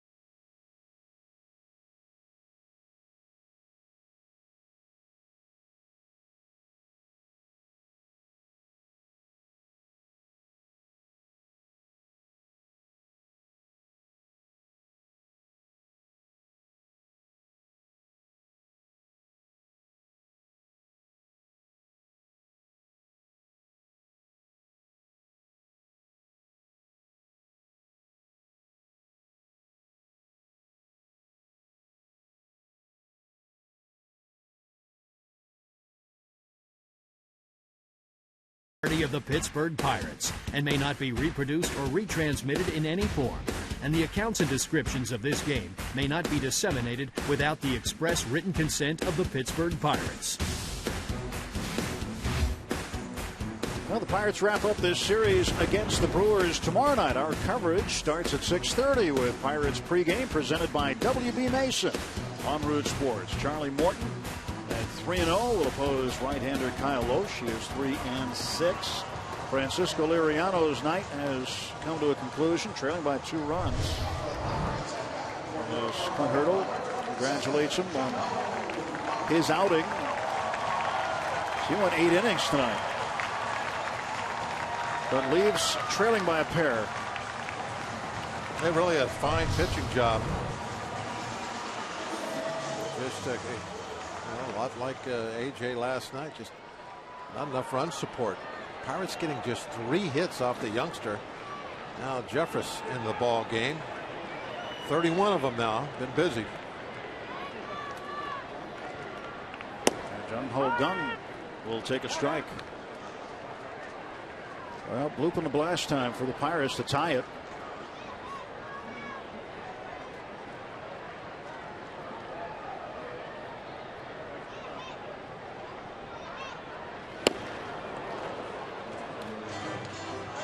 Nothing in 2.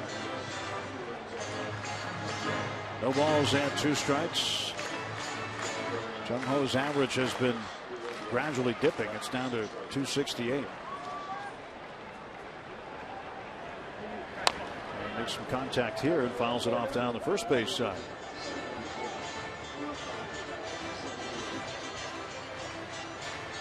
There you go, young man. Good hustle. Very deserving of that ball. Showing that hustle. Determination. Strike 3 call. Jung Ho Gung strikes out. Start the Pirates half of the 8th.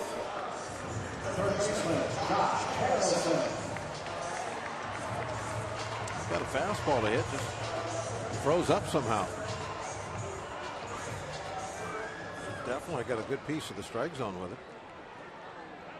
Couldn't pull the trigger. It's like he's going into third base. I think, saw Dave put up a 3.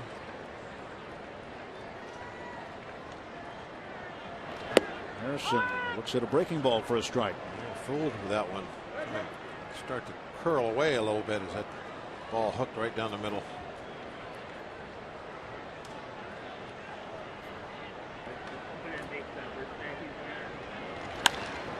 Line shot to left field on a base hit. Came back with a fastball pretty much in the middle of the plate. Hey, didn't curl away from that one. Promptly bangs it into left field. Well, how about, you said you want a bloop and a blast. How about a line drive and a blast? I'll take that too.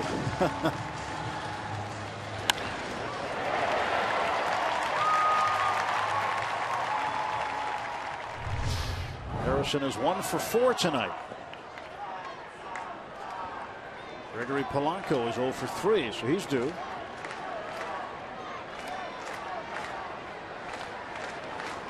Jeffress, the right-hander, looking in for a side. Strike 1 to Gregory.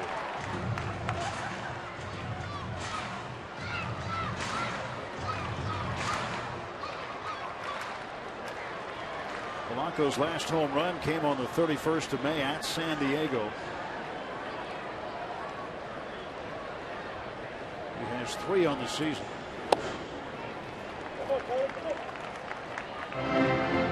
You got to figure over time during the course of his career that Clemente wall is going to get more and more inviting to him.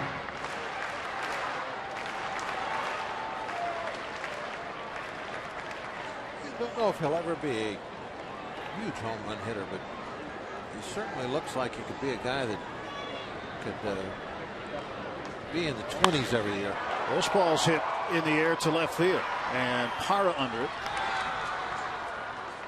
2 men out.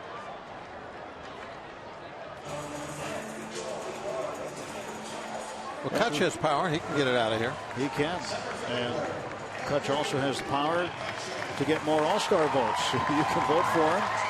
Go to Pirates.com and you can vote for him. He's been climbing a little bit. He's up to number 5 among National League outfielders. It's a home run here. The numbers will start clicking. Bryce Harper, the leading vote getter, certainly deserving the season he's having.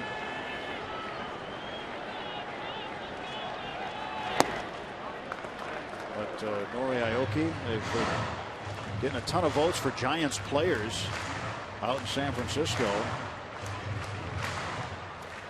He's just ahead of McCutchen right now. For some reason, they're very internet savvy out there. I figure that out. Oh, right on the outside corner. 1 ball, 1 strike. Kutch doubled in the 6th. 1 for 3. Hitting .288. Hit the ball hard a couple of times. Was robbed by Carlos Gomez in the 3rd inning on a sinking line at right center. Gomez made a great play on it.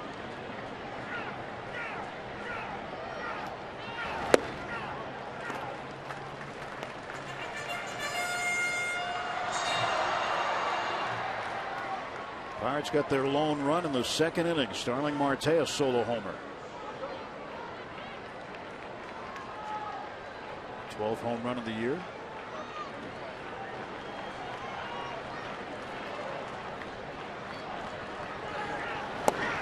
Three and 1.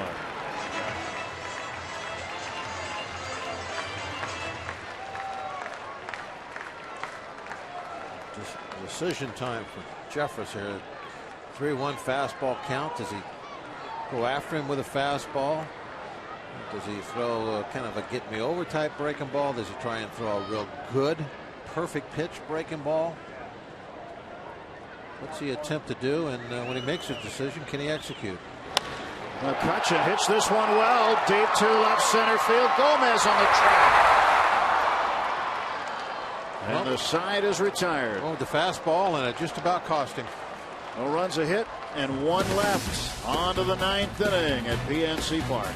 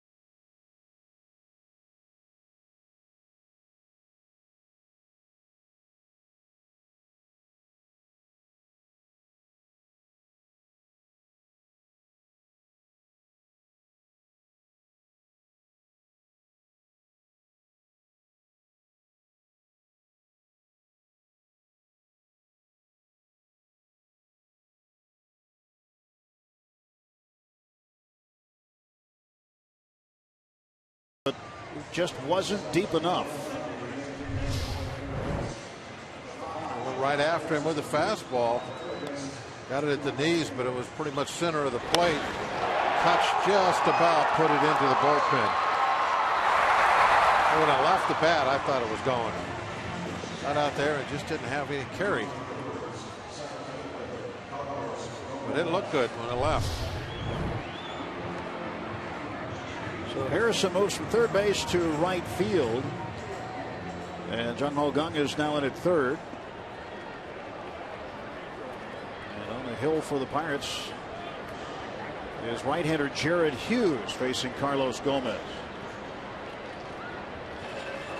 Gomez, first ball swinging, grounds it to short. One pitch, one out for Jared. The ground balls continue. I believe that there's 14 ground outs. Lariano was out there. See Hughes' numbers on the year. And, about half the ground outs Lariano got was on fastballs, the other half on changeups. Really did good work, I think, with those two pitches, and that's why he was so stingy with his pitch count tonight and could go so deep into the ball game. I mentioned earlier that I thought he'd find his slider. Well, the slider was okay, but really it was the fastball, the one that tails away from the right-hand hitters, and the changeup. And as long as they're going to try and pull him, they're going to put the ball on the ground. And that was his recipe for a lot of easy innings earlier in this game, where he just didn't throw many pitches. He had to have some innings where he threw just 7 or 8 pitches or so. Ramirez hammers this one to left. It's 4-1. Aramis Ramirez with his 7th home run.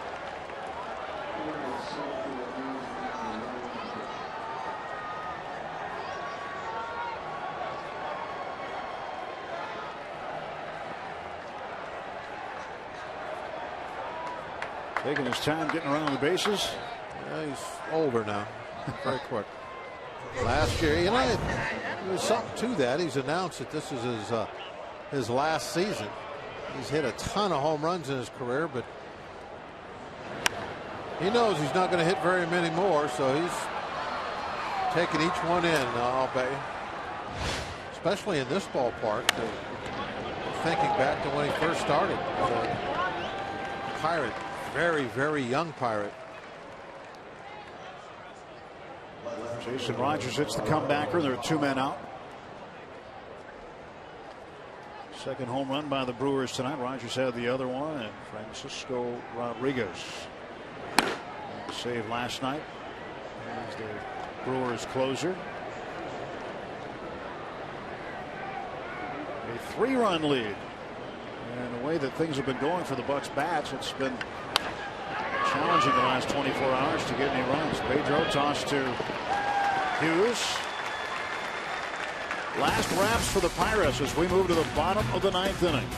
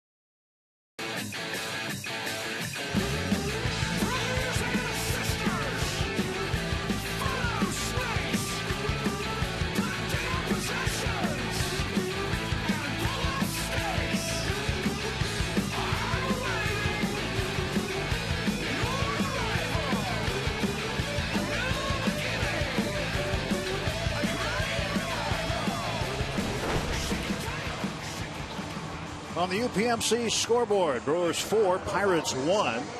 Bottom of the 9th inning. Maybe she can help. My 6th-month birthday, all I want is my picture with the outfielders, please. Hector Gomez takes over at third base. Ramos Ramirez sits the rest of the night. And the new pitcher, Francisco Rodriguez, picked up his 11th save last night. 11 for 11. Or maybe it was his for a long time now. Yeah, he picked up a save actually technically this morning. 2 saves in the same day. Walker Marte Alvarez. Pirates need 3 to extend the game, 4 to win it.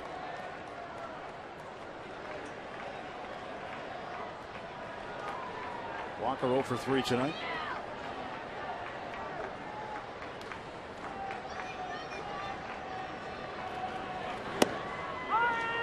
Ball and 1 strike. What makes Rodriguez effective, Rob? He doesn't have the fastball he had as a younger pitcher.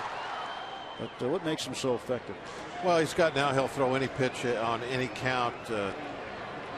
It doesn't really make any difference. His pitches go 2 different directions.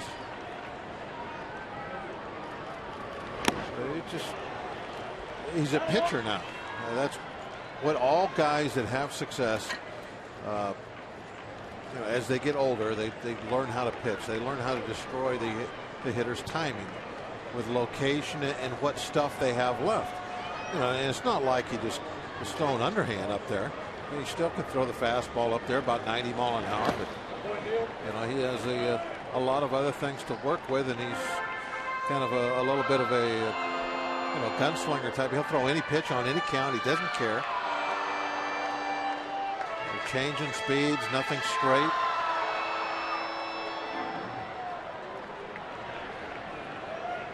Really a great attitude for that guy that comes in late. 2-2 pitch is fouled off.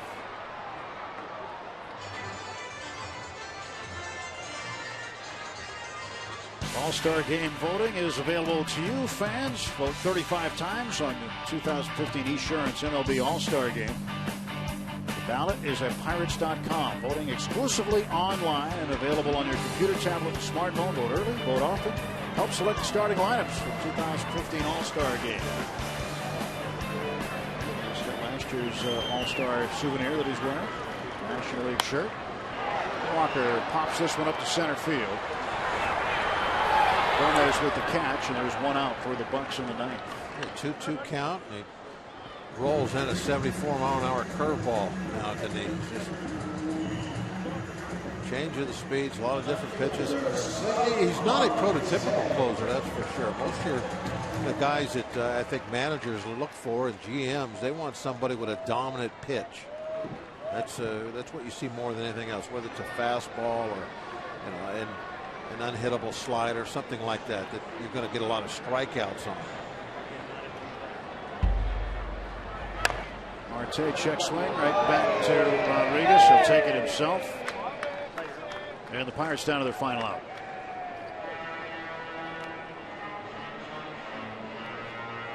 So, barring a miracle here, this is a very disappointing start to this series, certainly. Yeah.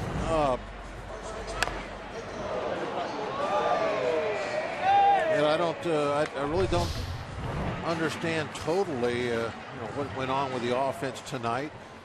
You know that Youngman didn't help out with any base on balls. I kind of thought we'd see that, but it wasn't like he was real sharp with his control either. Curveball sometimes was there, sometimes he was missing quite a bit with it. But he still did a good job. Ball one to Pedro Alvarez. Basically, it comes down to he threw enough strikes to make the Pirates try and beat him with the bats, and they weren't up to the task. I think what they get 3 hits off of him. That was it, 3 hits. So walked one and hit one. Well, that's the story right there.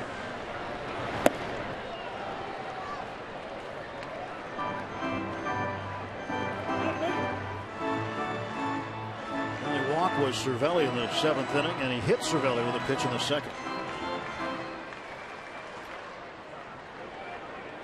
Ramos Ramirez with a home run number 7 for him, off of Jared Hughes in the 9th.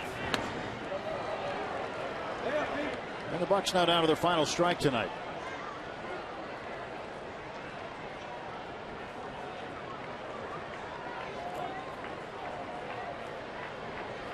Cervelli hoping for a chance to get up to the plate again.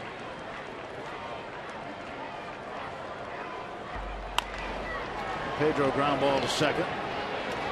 And that's a ball game. And the Brewers have come in here with the worst record in Major League Baseball. The Pirates have lost to them 2 straight. Ramirez and company have taken this series. The Pirates will look to salvage a game in this series tomorrow. Well, they definitely have taken a step backwards with their offense in these first 2 games. Got to come out tomorrow, maybe play with a lead, huh? Score some runs early. That'll be the recipe. Hope they can do it. Well, Taylor Youngman wins his Major League debut. Francisco Liriano drops this one. He goes to 3-5. Pirates 31-27. Brewers 22-37. Final score 4-1. The Brewers beat the Pirates. Rob King and Kent Culver standing by. Tim and Bob, thanks very much. And Teak, you come off the road. You've had a great road trip. You have this 8-game homestand. You have 10 straight games against last place teams. I think fans are kind of licking their chops a little bit, but they're 2 well-pitched games.